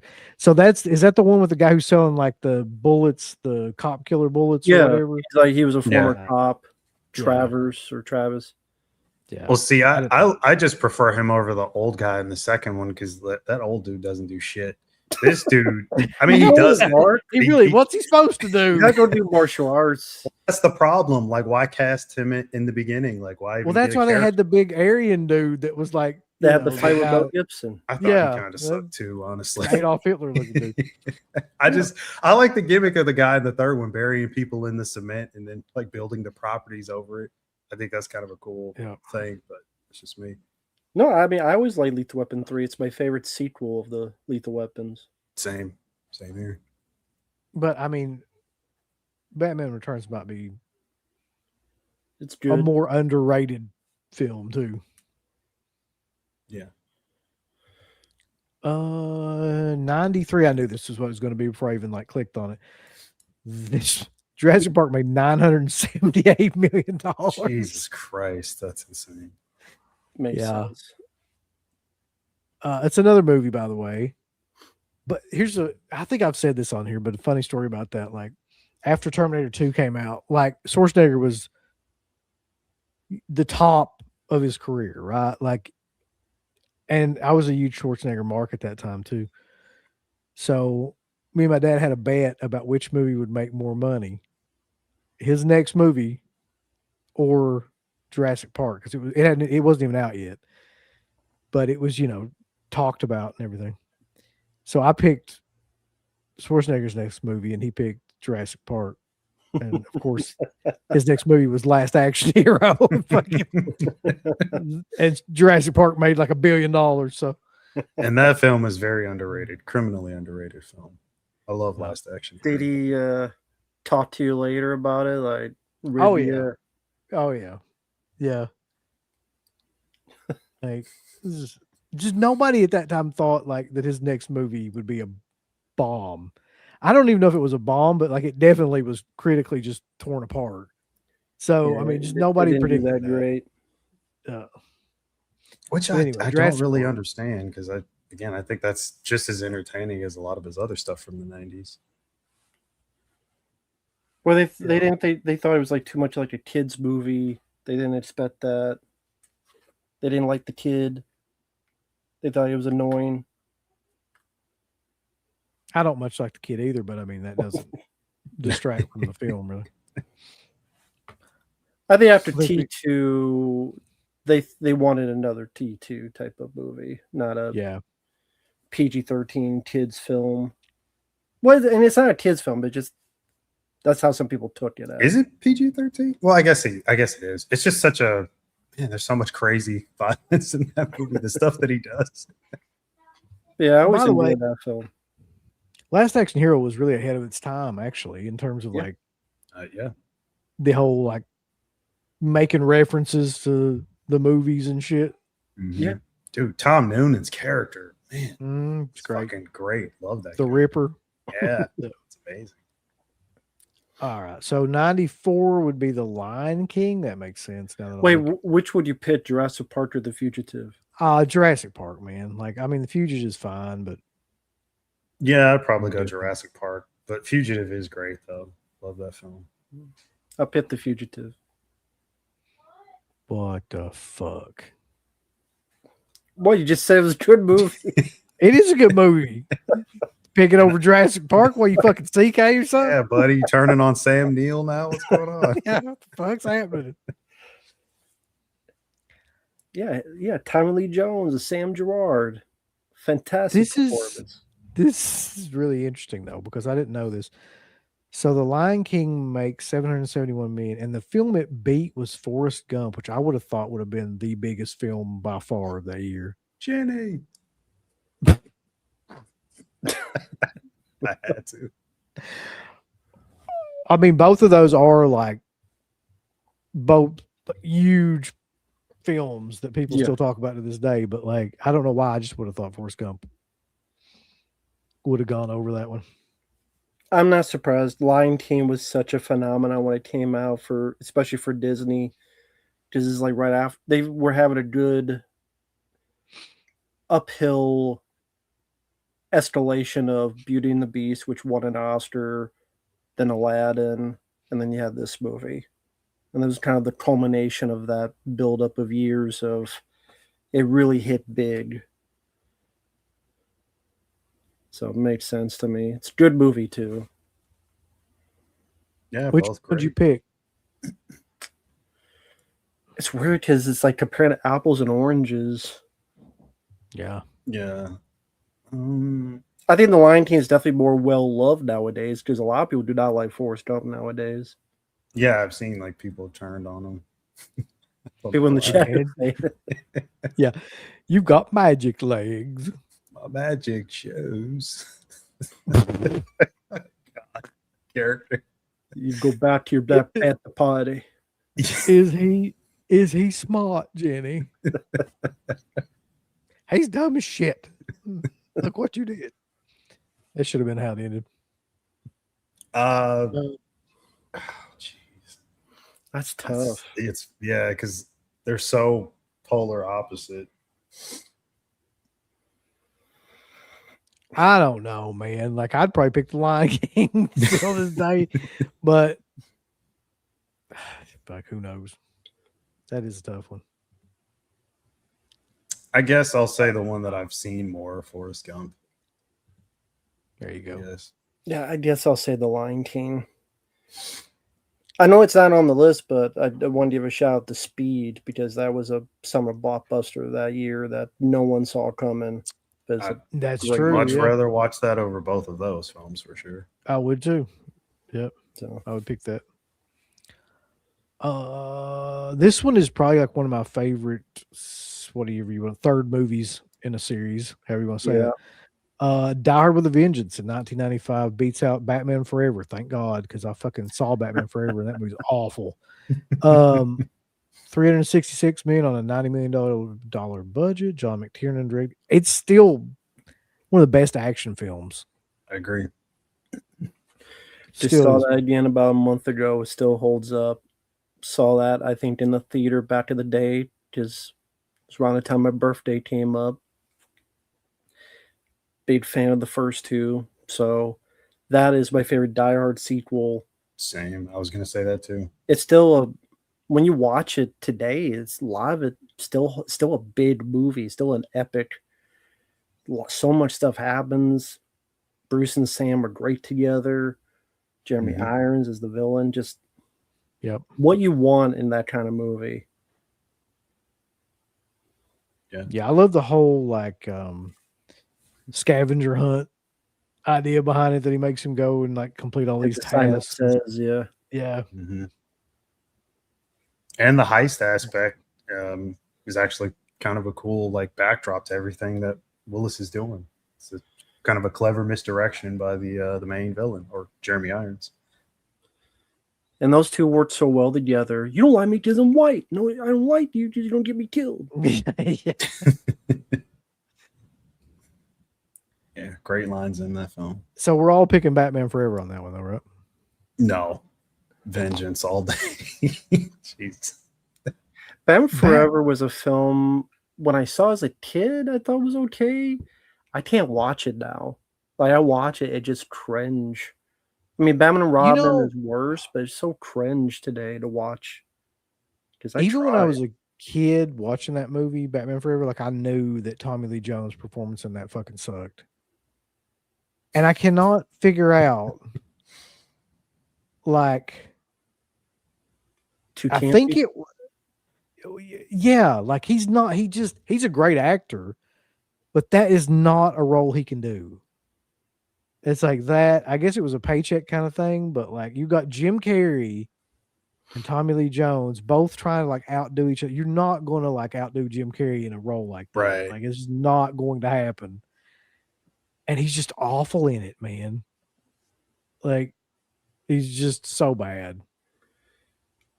Even Jim Carrey kind of annoyed the piss out of me in that film. Yeah. I mean, he's not great in it either, but he's like that's his wheelhouse though. Yeah. I think is that kind of shit. What I remember Schumacher saying, this might have been on like the commentary. I think he said something like he just kind of let Jim do his thing. And you could kind of tell that. Like that's not any bit of direction from somebody like Schumacher. He just said, all right, action, do your thing. Like I think that they could have just had Tommy Lee Jones play more of like a straight guy instead of trying to compete for like craziness and campiness and stuff, like because it just did not hold up. Yeah. I mean, that would have made more sense because you have the more silly villain, then you have the more serious villain. So you have like two different types, but they're both trying to be. They seem wacky.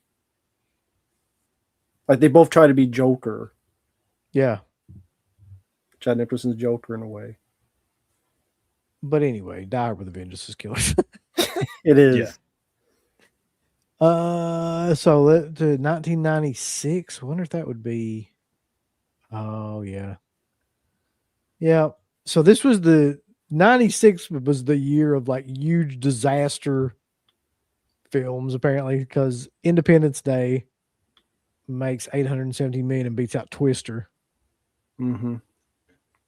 So right after this is when they started making everything. Dante's Peak and fucking 97. everything was a disaster movie for a while. But Independence Day. As far as that, between that and Twister, I saw both of those in the theater. Definitely Independence Day. I don't mind Twister. I love Paxton, so there's that aspect. I mean, Philip Seymour Hoffman's pretty crazy in it, which I love him in it too. And Cary Elwes is kind of like the perfect asshole, one of his better performances. So, I mean, it's not a terrible film. It's just, I mean, Independence Day, the scale of it, all the stuff going on. Will Simp. Well, I wasn't even going to mention him. But Look, I was that gonna is a mention real problem. The creature effects. I love That's it. a real problem, though. To rewatch it, the movie. Yes. him? Because that's what I really have a problem like rewatching anything with Will Smith in it, just because like that guy, like knowing everything you know about him now, it's just like that You see him how differently. he is, and yeah, you just can't. I can't like do that for some reason now. I just see that. I like both these movies. I probably pick Twister. I think also with Twister, because I was at the time I was in Iowa, they had that feel, that look, and being tornadoes and stuff. It just the plot. I was engaged even more, and there's not a lot of movies about tornadoes, but you'll find a ton of movies about alien invasions. So it just felt a bit more unique. I'm not talking about the new Twister with Glenn Powell, but You didn't like that one? fuck no. Do you remember though the big marketing gimmick for that movie? And I don't know why this took off for Twister was the fucking cow, like Yeah, Oh, a lot yeah. of people mentioned it. Yeah, it was an the old CGI effects of the cow and shit, like floating by. Yeah. I think I'd probably go with Independence Day. I've seen Twister 8 billion times because it's one of Savannah's favorite movies. But Oh, really? yeah, Good taste. yeah.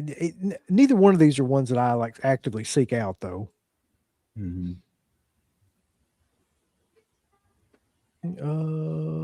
Let's see. Yeah, this makes sense. Lost World, Jurassic Park, 97 makes 618 million, which is about 350 million less than the first one, and beats Men in Black. Wow. Made sense because it had a lot of hype, and I think at the time it had like the biggest opening ever, like the 90 million opening weekend. But That then it movie's fell. Awful, by the way. Yeah. Lost Road, it's- yeah. It's not good. Yeah. That's why it fell down a hole later in the box office, because word of mouth spread. It just, I wanted to like it even as a kid. When you try to rewatch it, it's pretty lame. It's a step down. I like Jurassic Park 3 more than this one. I do too. I watched them all like one night for some reason. Like I just like started watching all the Jurassic Park movies.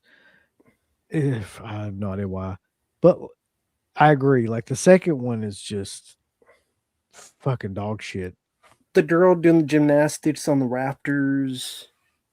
Yep. That was a bit much. Yep. Mm-hmm. I did it. No, I don't get it. I don't know why the hell you put that in the movie.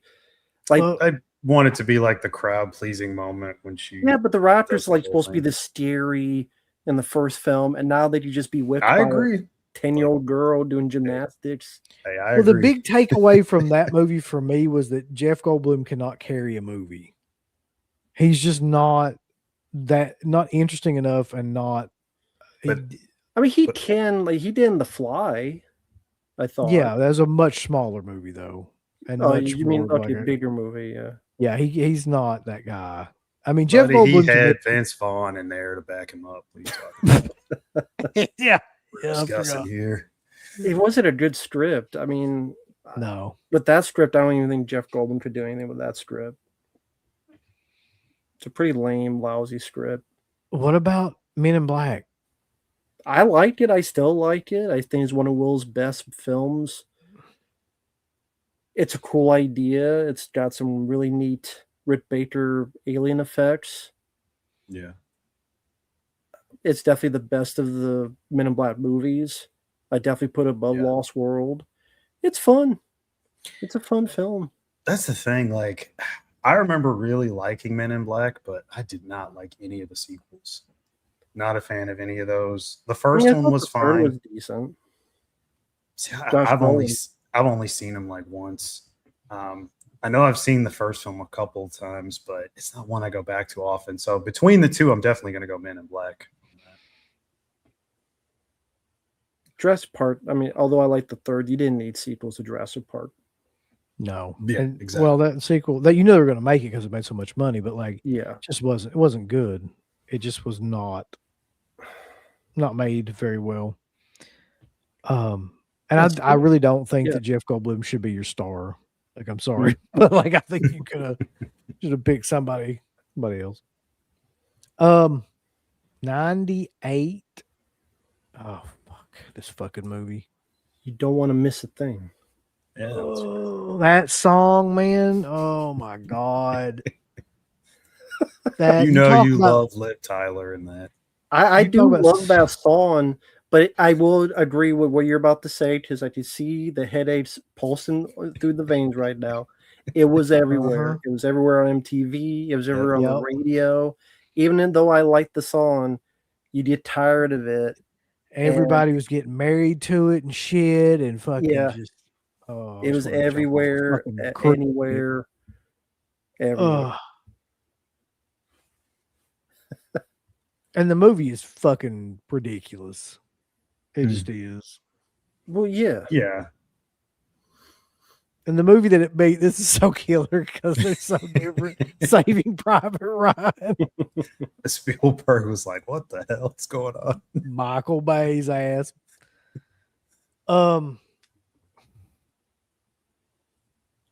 So which you pick? Obviously, mean, Saving Private Ryan. even in 98, I knew Armageddon was dumb. Like, I was, and you pretty much like everything when you're younger, but even then, I was like, this movie sucks. And it does, objectively. So, I mean, Saving Private Ryan is kind of like a classic now. It's probably like one of the best battle scenes of all time in any movie is the beginning of that movie. So, yeah, I would definitely pick that. Yeah, Saving Private Ryan. What Mark, do you have any thoughts about Armageddon just as a movie? Saw that in the theater as well.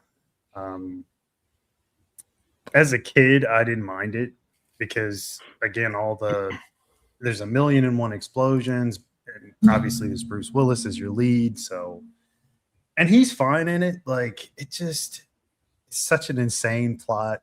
It's ridiculous. People could be mad at me for saying this, but I think it does have its genuine entertaining moments here and there, mostly because of the cast. I think Michael Clark Duncan is hilarious in it. Steve Buscemi as well. So, I mean, the cast makes up for what is objectively a bad movie and a bad script, honestly. That's a film that part of me is like, I should like this a lot more because I like big, dumb, fun movies. I'm a sucker for big, dumb, explosive, fun films. But this one, it was too dumb. You more of a And then- Deep Impact guy? No, I didn't like that. Was boring. Okay. But one of them, like, when they get to the rock, like nothing happens. They just drill, and you realize how fucking boring it is just watch a bunch of people drill for an hour on a fucking rock. And you're like, they put as much shaky cam and the Michael Bay zooms, but it's still people drilling to a rock for like an hour. And Steve Buscemi going crazy and trying to kill everybody. That was the best part of that scene. It's just it tries hard not to be boring, but yet I was still bored. yeah, that's a good point. Like they're throwing every gimmick at you that they can, but it's still boring. Yeah, it's and that's the one that has a criterion. Mhm. God. Okay, 99.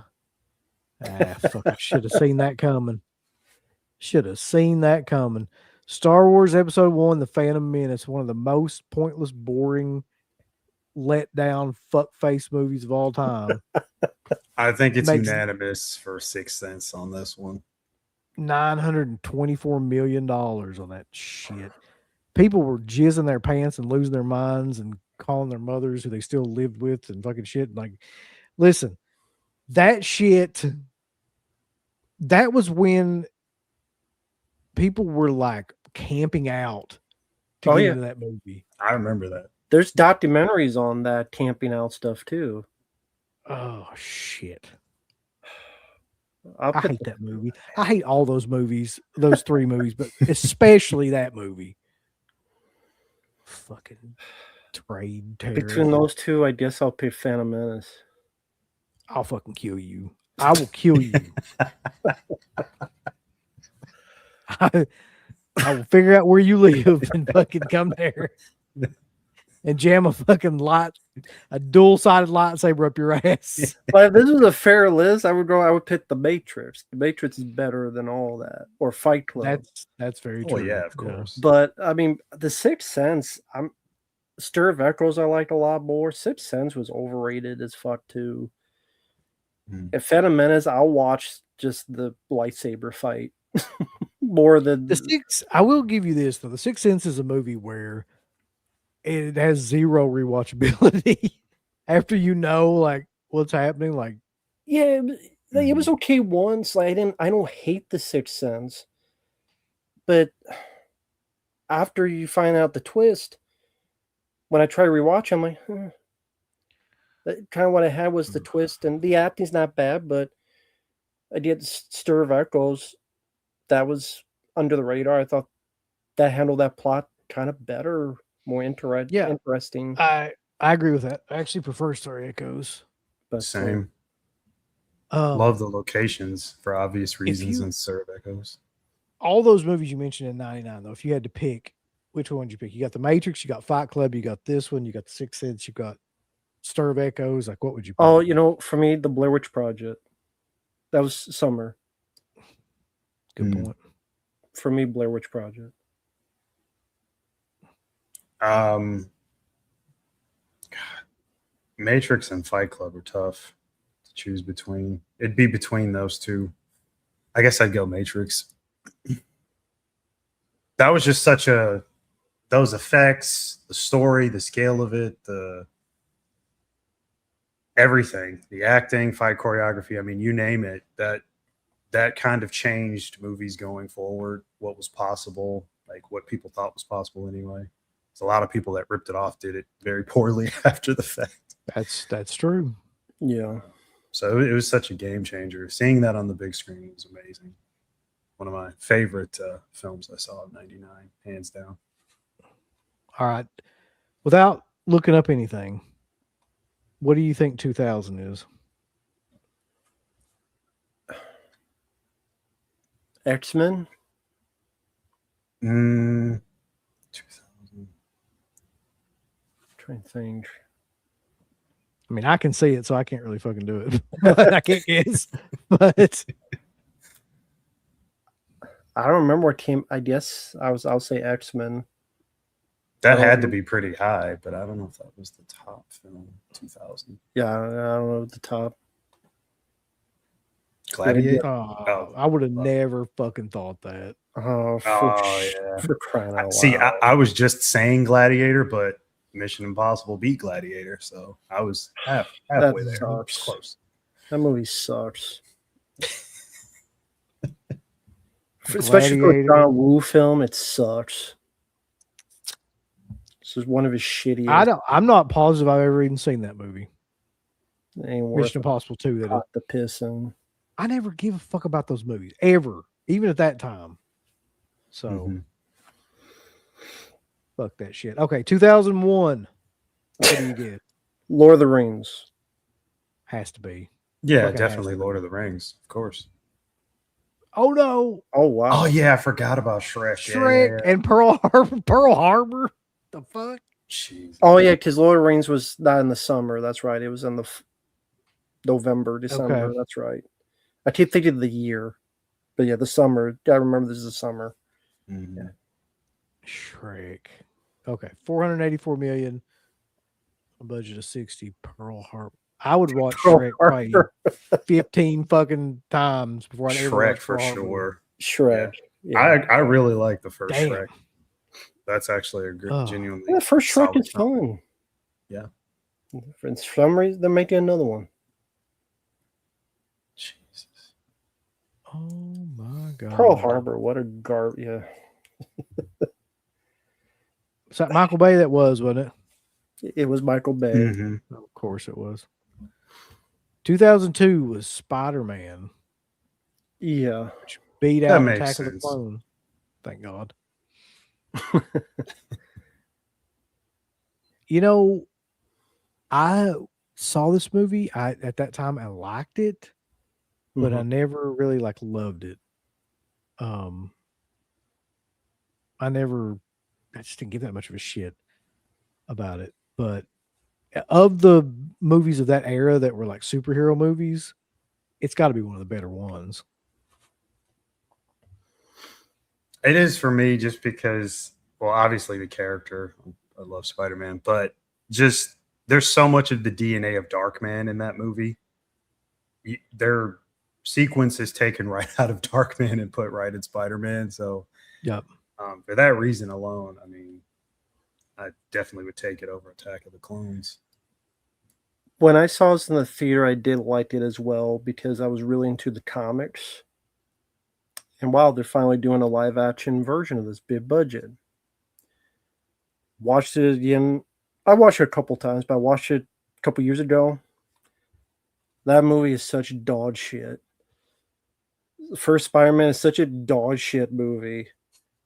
Horrible fucking film.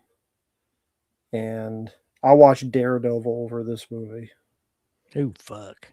Jesus With Ben Christ. Affleck dancing in the Ew. fucking. Yeah, no, I'm not doing that. What about I'm Electra? doing Would it you watch? for you, Would you watch Electra? No, that's a bit too far. That's where he draws the line. Even though she's in Daredevil. It's such a horrible movie. Willem Dafoe is so terribly over the top campy.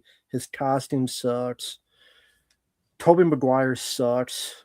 To Be or Not to Be McCryer. The CGI does not hold up. The jokes do not hold up.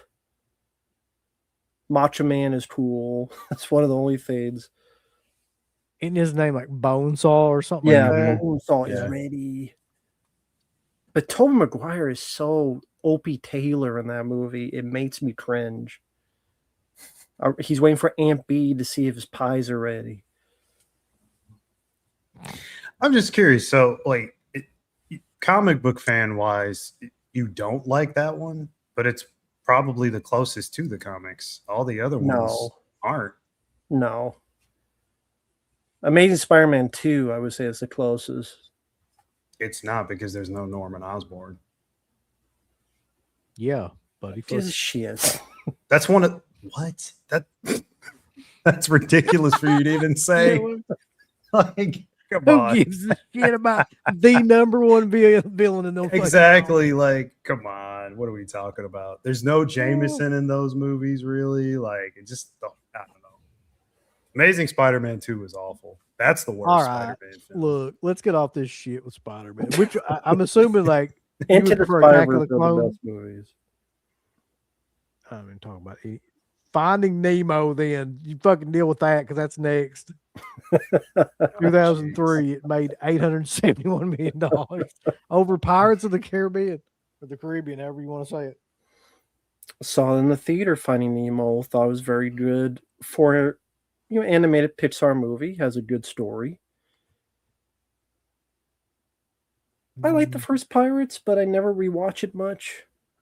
I probably put Finding Nemo above it, although it does have one big detriment. That's Ellen DeGeneres, which I cannot stand. That's true. Have you noticed though a definite dip in quality of these films since we've gotten like to the late 90s, early 2000s from where we were at? I mean, I still liked some of them, but definitely not compared to the 90s, no. But wait till we get into like 2010. I bet that'll be fucking hilarious. Well, yeah. Yeah, I mean, of those two movies, I don't mind Finding Nemo. I don't mind. They're both just kind of like there, but I guess I would pick Pirates.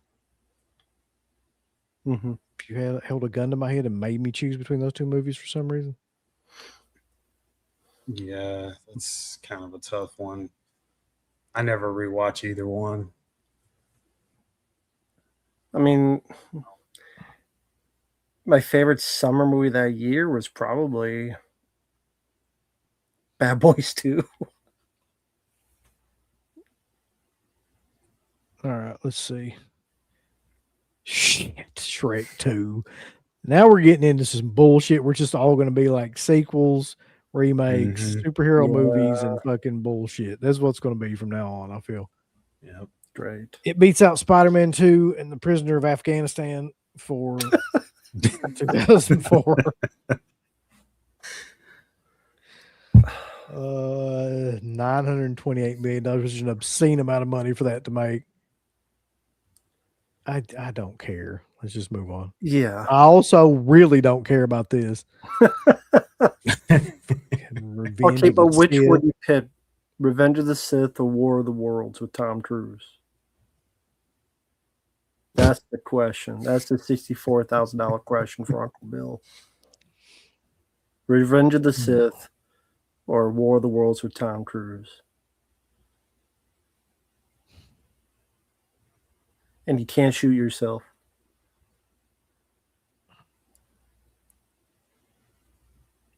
God damn, man, that's awful. Like two of the most mid generic movies of all time.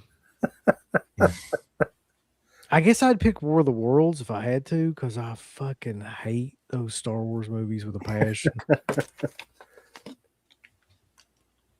And doesn't War of the Worlds have Dakota Fanning in it back when she like actually could act? Yeah. So, that'd be fine. Yeah.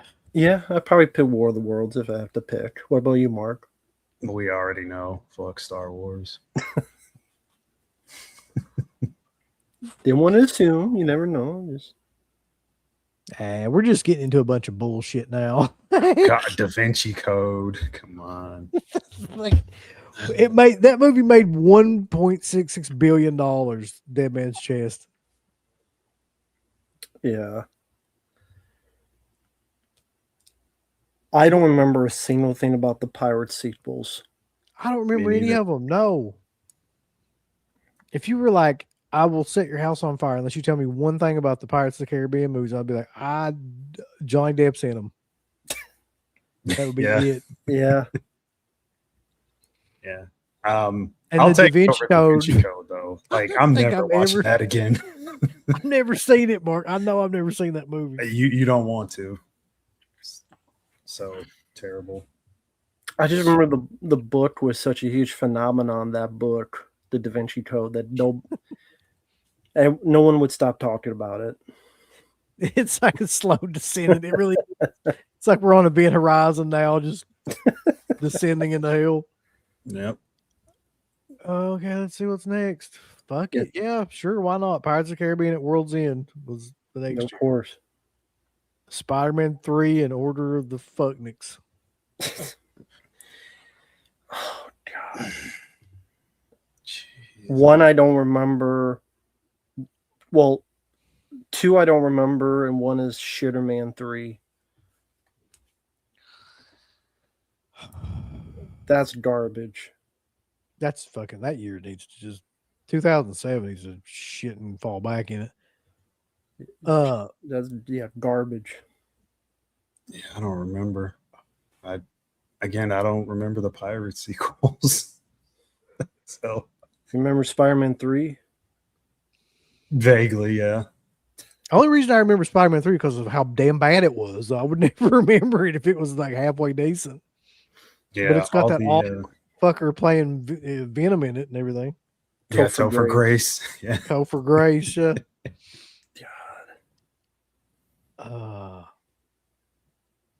All right. I can't wait to see what's next. Let me some more. Okay. All right.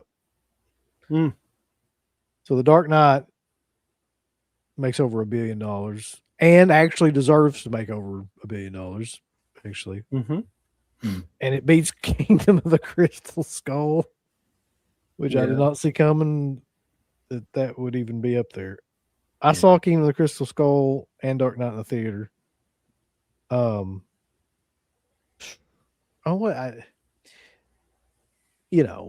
With The Dark Knight, you got like one of the best performances of all time. Heath Ledger, yeah. And definitely one of the best, or at least in my opinion, one of the best comic book movies of all time. Or whatever you want to say, DC movies or whatever. Yeah. Kingdom of the Crystal Skull's got monkeys and shit in it. CG monkeys, lots of them. I like him at Crystal Skull more. What'd you say? I couldn't even hear you either. What'd you say? I like Kingdom of the Crystal Skull more. Do you? Okay. All right, Mark. Yep. You and me are going to finish this out. Yeah, we don't need those. There's no exactly. that shit ain't even happening. Yeah, so, I gotta say Dark Knight, obviously. I pray to Jesus in heaven you ain't fucking being serious. I believe him. No, I'm dead serious. Go on. I'm all ears now. I'm a big Indiana Jones fan. I love the character. I saw it in the theater. It's the only Indiana Jones film I got to see in the theater. And I loved seeing Harrison Ford. That's the last good one because the 5th one was awful. I don't mind Shia LaBeouf. I like the story. Too much CGI. That's why it's the weakest of the 4. And there's scenes like the Monty stuff that's terrible. There are terrible scenes in it. It's way too much CGI. But the adventure aspects, Harrison Ford, I love seeing Marion again. I'm a big Karen Allen fan.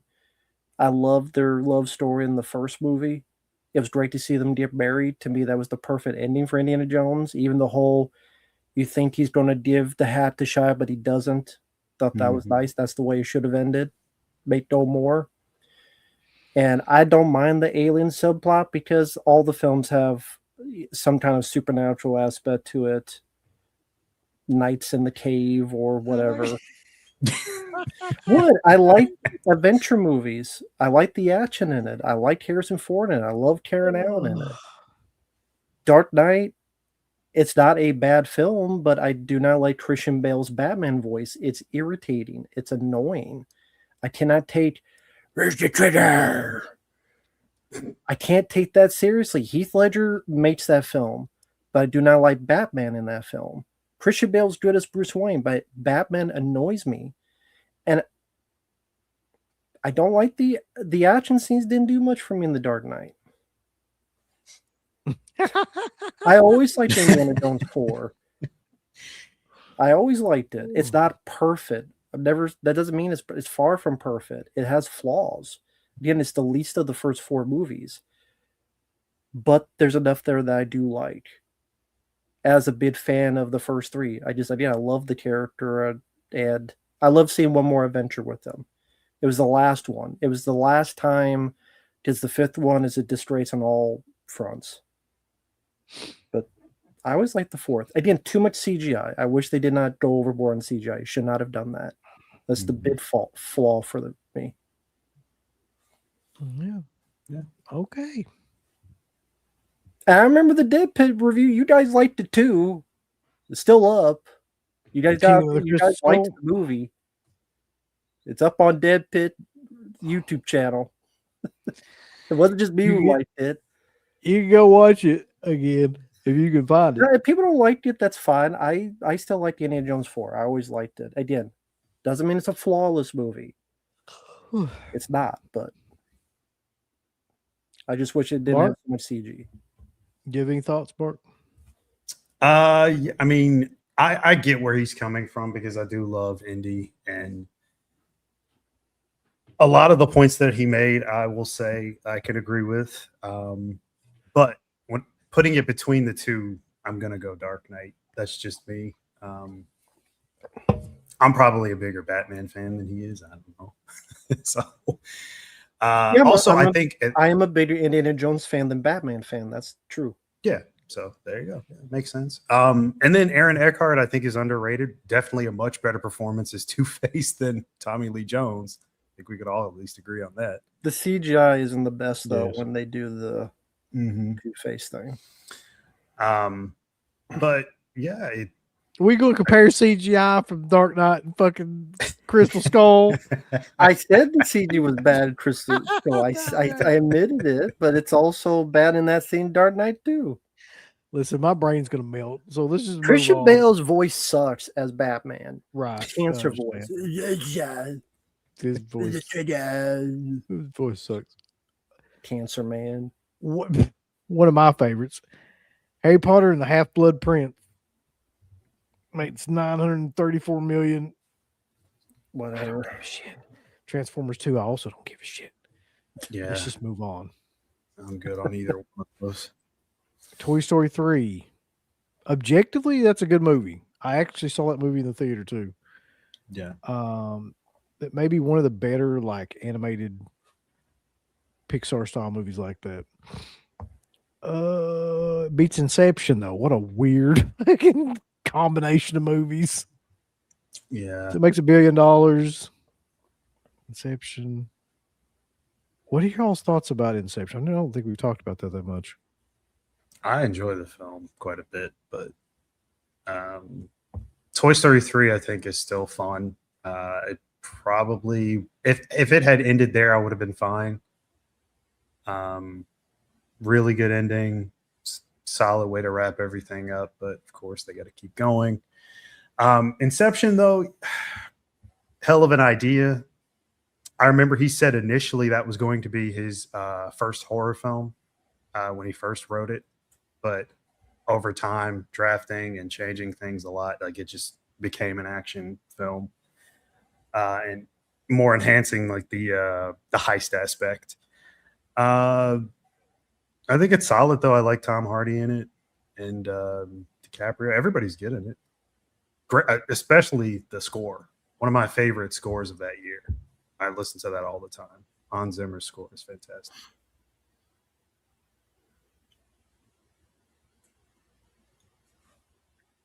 You know what's weird? I know I've seen Inception, but I can't remember anything about it. I can't remember a fucking thing about it. I liked it. It's my favorite Nolan film.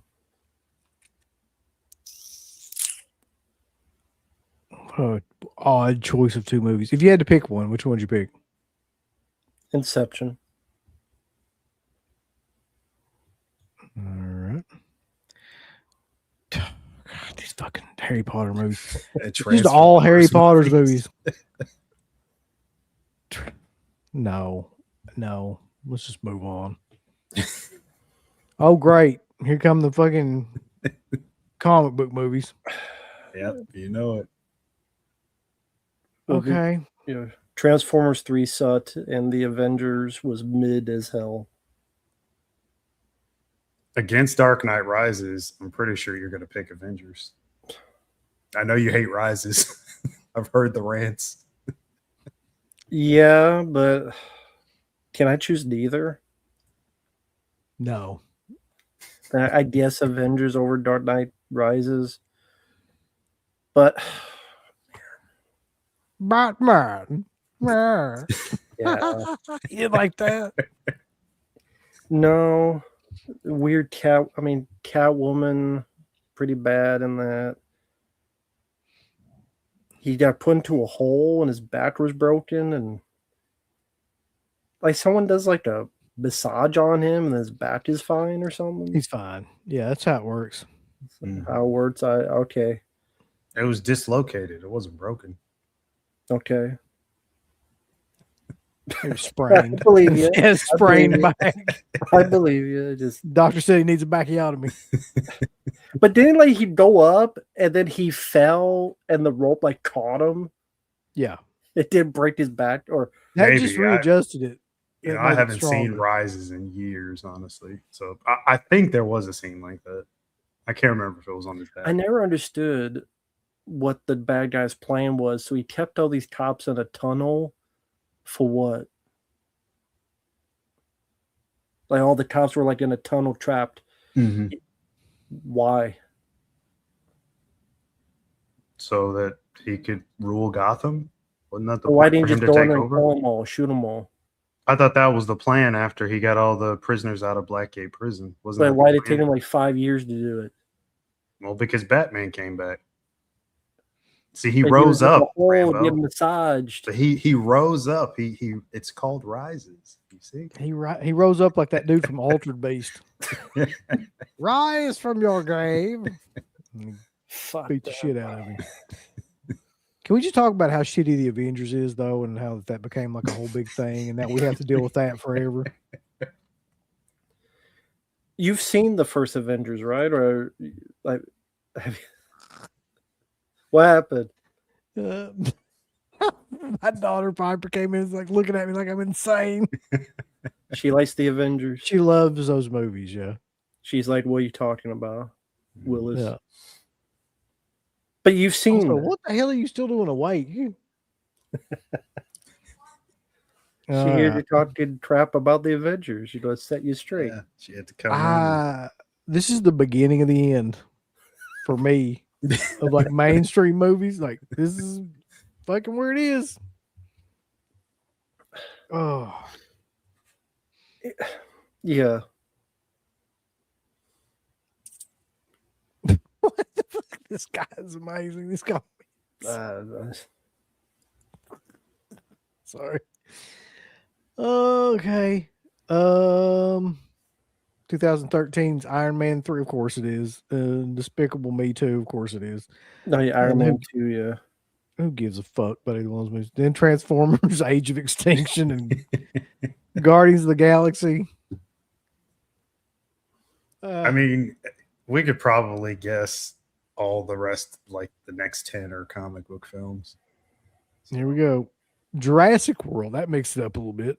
And Did you Avengers watch Age of those Ultron. when you did your Jurassic Park binge, or did you skip those? No, Okay. I saw that movie on IMAX, I think. And whatever. Avengers Age of Ultron I've never seen and never will. Okay. Captain America Civil War gives a fuck. Finding Dory also Look, who buddy, gives a fuck. Civil War is amazing, right? It's a great Guns N' Roses song. But I can't believe these movies exist. What, the superhero movies? It's just all this shit. Look at this from like 2000. What the fuck? I mean, really, you could go back to 2000. Fuck. Early 2000s. And then but really, right around this right here's it. The Avengers 2012. That's when everything after that is just fucking bullshit after bullshit. More bullshit. Oh, look, some bullshit. Just fucking Look, you got Lion King up there. You like Lion King? pure fucking trash. Spider-Man Homecoming, Despicable Me 3, Jurassic World Fallen Kingdom. All Incredibles sequels, 2. by the way. Gen Lion King remake. Mm-hmm. What is this shit? This is Lion King epic remake. cinema, is what it is. Top Gun Maverick. Jurassic World 3. Barbie. There you go, Barbie. Not a remake, not a sequel. Yeah, what about Oppenheimer? There you go. You got that too. That's the real question right there, Rambo, because I know you hated Oppenheimer. Would you watch Barbie over Oppenheimer? Everyone wants to know. That's a great question, really. Do they want to know more? I don't think they do. I think they do.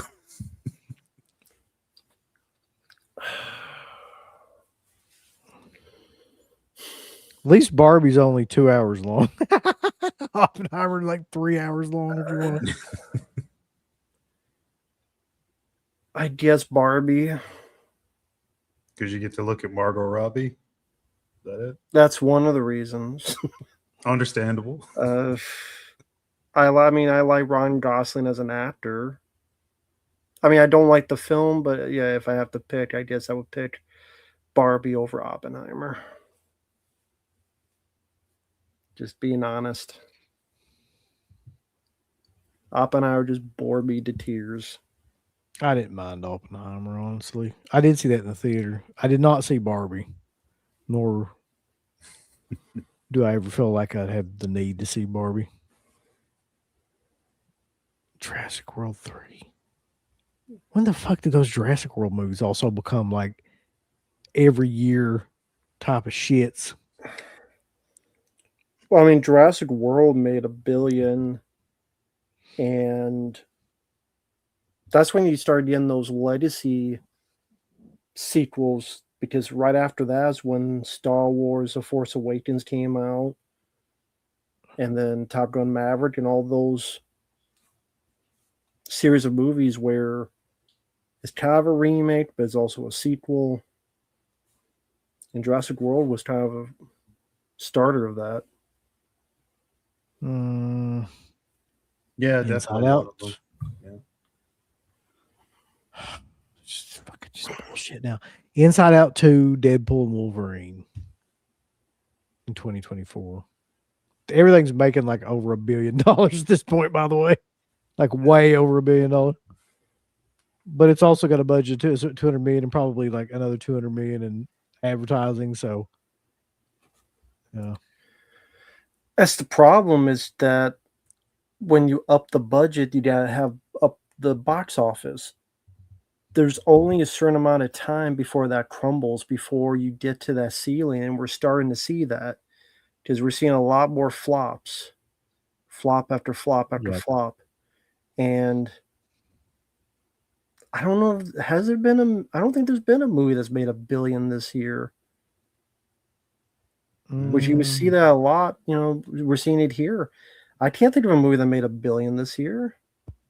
Maybe there is one. I can't think of it. I don't think there has been one yet. But they're spending just as much. Yeah.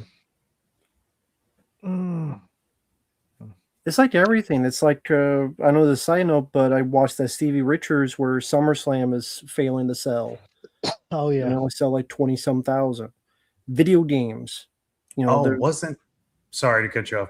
Michael, wasn't that one? That was $1 billion, right? Yeah, okay, maybe that one. That's the one. Is that really the Mario movie? Right. Mario movie. I was like, those are going to be the biggest movies of the year? I mean, I don't even know what else is coming out that would be considered big films for the year. The new Spider-Man. Oh, that is the it comes out at the end of July. That's going to make $1 billion.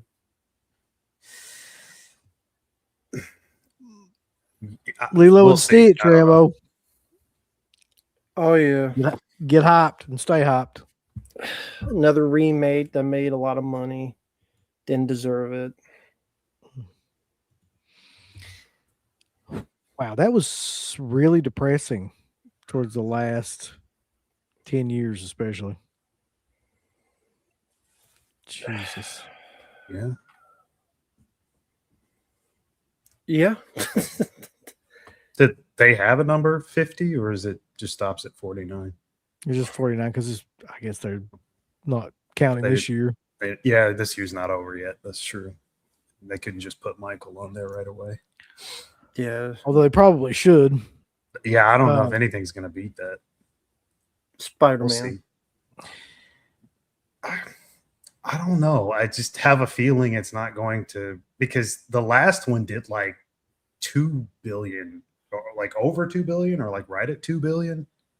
But that was because it was you had Andrew Garfield and Tobey Maguire coming. But this one, like, because there's been such a lack of other stuff coming out, and this has the Hulk and Punisher and all these other things that throw it in there.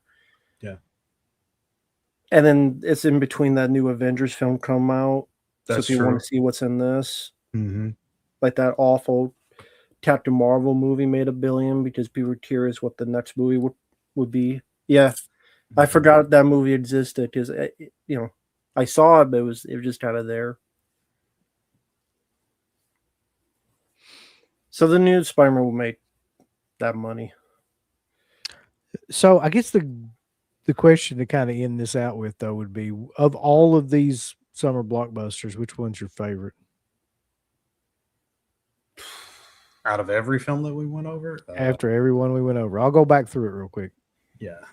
It's not going to be any. I'll go ahead and just pass all this shit up anyway. Yeah. It ain't going to be none of this.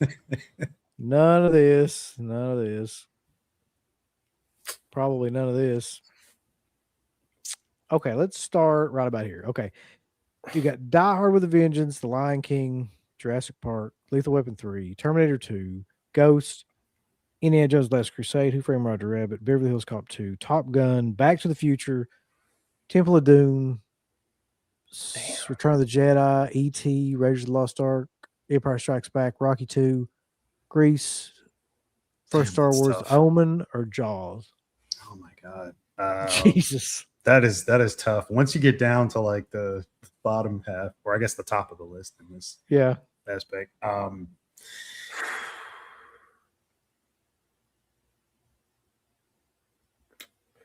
Of the ones you named, it's okay. Of the ones you named is between, for me, Jaws and Die Hard with a Vengeance. For me, between those two, I'd say Die Hard with a Vengeance or T2. But Jesus Christ, Back to the Future. That's so tough. That's really tough. Yeah, I would, and then Raiders, I would go Jaws or T2. That would be mine. I don't really know which one I would pick between those two movies either. Yeah, it's tough. Well, Freeze Infinite, we didn't say Die Hard because it was the first Die Hard. Oh, I guess maybe you mean Die Hard 3. Yeah. It's a lot of good choices. Well, not these, but yeah. But it is interesting what you said about how films have changed and how. Okay, here's the last 10 years on that list. You have to pick one. That's oh God. Okay, let's go back. Last 10 years, you got to pick one of these movies. So from you got 2015. Let's see. All right, Jurassic World, Captain America: Civil War, Despicable Me 3, Jurassic World: Fallen Kingdom, The Lion King re-thing, Top Gun: Maverick, Barbie, Inside Out 2, or Lilo. I will. Dude, that's gonna be harder for him. I know. What the fuck? That's the joke. Yeah. That's I'll for me, I'll say Civil War. I'm probably in the minority.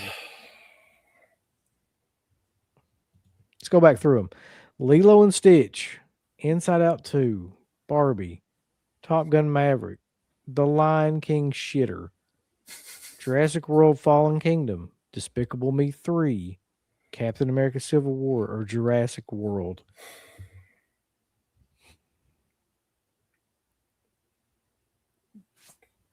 Be fucked.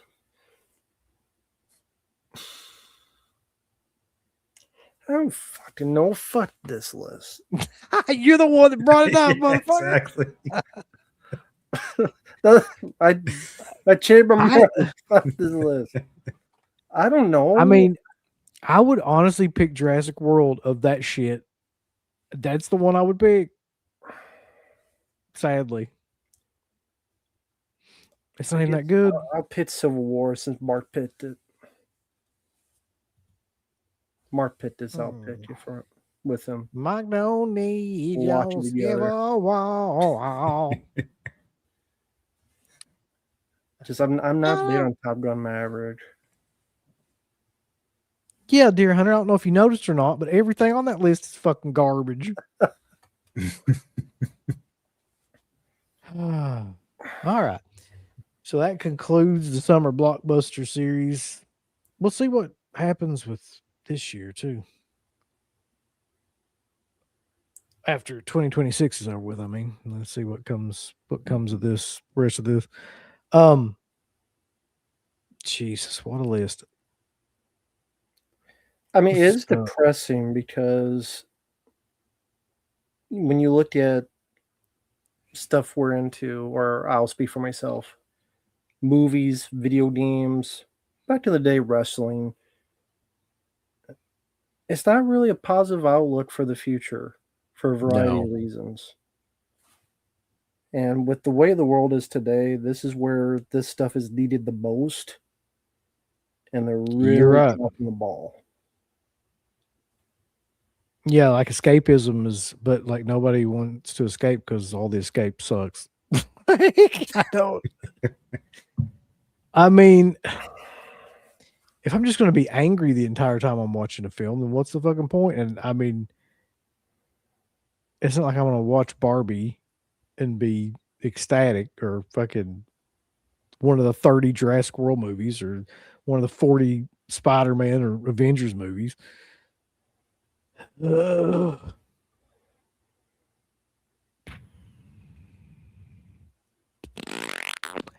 Anyway, real quick, like the top 5 of the summer is Toy Story 5, Obsession, Michael, The Devil Wears Prada 2, and Backrooms. Easily, it would be Obsession for me. Yeah, that's the easiest shit ever. Yeah. Yeah. What do you imagine will be the biggest movie of the year? Of this year? What else is coming out?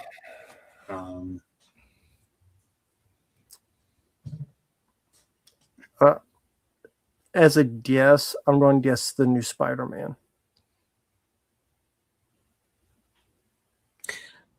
Whether it's good or not, I think people, if they want to escape, and Spider-Man's a popular character, I think they'll, and there's not much competition that film has. I think that film will, whether people like it or not, will make quite a bit of bank. I'll say the Avengers film. Pretty sure that's the end of the year, right? Isn't that the end of the year in December? I don't know about that. It's no, so it's not. Is it next year? I thought it was the end of the year. There's so many issues, like they're rewriting it because it's okay. I don't know for sure, but something came out where it was like a plot synopsis, where it's like Wolverine and Deadpool fight Tobey Maguire's Spider-Man, and then they all die, and then by the end, Doctor Doom kills everybody, and that's to set up Secret Wars at the second film. That doesn't. Then it'll be like a second reality where people are brought back, but they don't remember what happened, and that'll be all Secret Wars. And like this plot leaks got out, and people shit on it, and then there's word that they're trying to rewrite and redo stuff. So it's right now it's not delayed, but don't be, if it gets delayed, don't be surprised. Because people saying it's a shit show. I mean, there's 1,000,001 leaks on Reddit, so I don't believe anything till I see it. But I'll still go with the Avengers movie if it comes out at the end of the year. Plus, I think that film will be dog shit.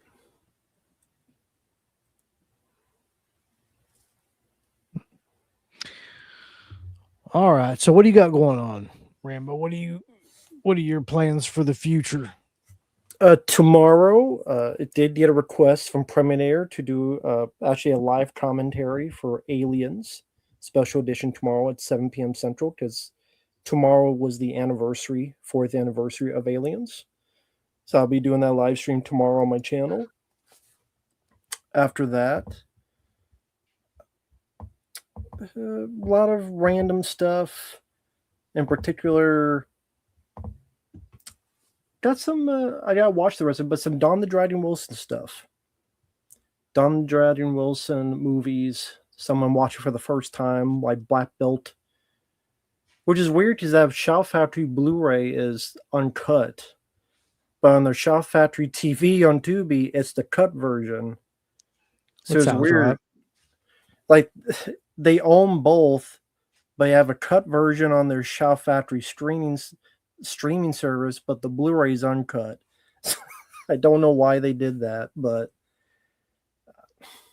so those will be coming in the future among other stuff. Awesome.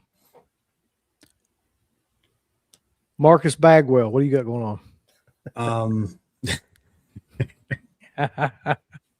Marcus Buff Bagwell. Just a review. 4K recently dropped that I'm going to be reviewing, and then I'm also going to do an unboxing. It's not physical media though.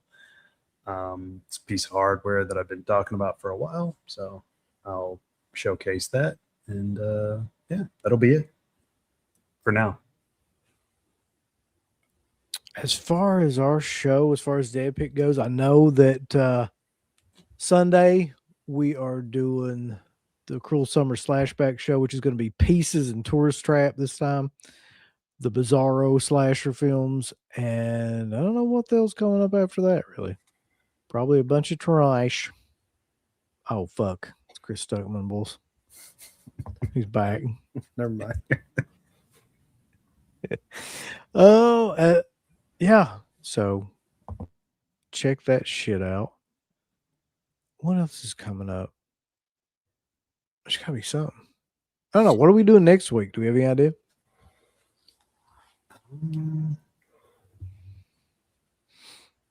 No. I mean, I'll check my notes. I know I got something written down for show ideas, but as of right now, it's nothing decided yet. We'll consult with our agents and let everybody know. But until then, just remember that everybody dies, but Friday Night lives. See y'all.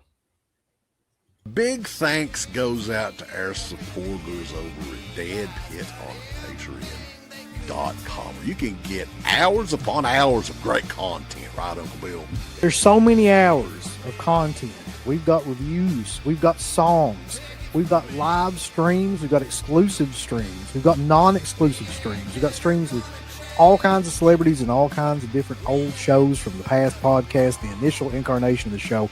All of that can be yours. Dead Pit on Patreon.com. Show us a little bit of love. Give us some money because we definitely deserve it. That Patreon page is so killer that you'll rub your bird to it on a nightly basis. It's that good. You won't be able to contain yourself. You'll have to jerk your bird out and go crazy. I mean, that's how much content that we have. So much content that it's massive, and it will massively smack you in the face. You'll play with your bird so much, pretty soon you'll be looking around for somebody else's bird to play with. Hey everybody, it's your favorite Filipino bitch, Miss Slatco Bud, telling you about shop.deadpit.com. Simply the best horror shirts. On TeePublic, there are others, but they all suck. And it's the best goddamn deal on horror shirts you will ever see. New shirts, old shirts, all the in-between shirts. God damn it, fools. Go over to shop.deadpit.com. You ain't down with that. You can go to fucking hell. Hey, it's the Stuntman. I'm here in my home IT suite helping Meta get back online. Catch me tonight on YouTube. Now it's time to take a dump.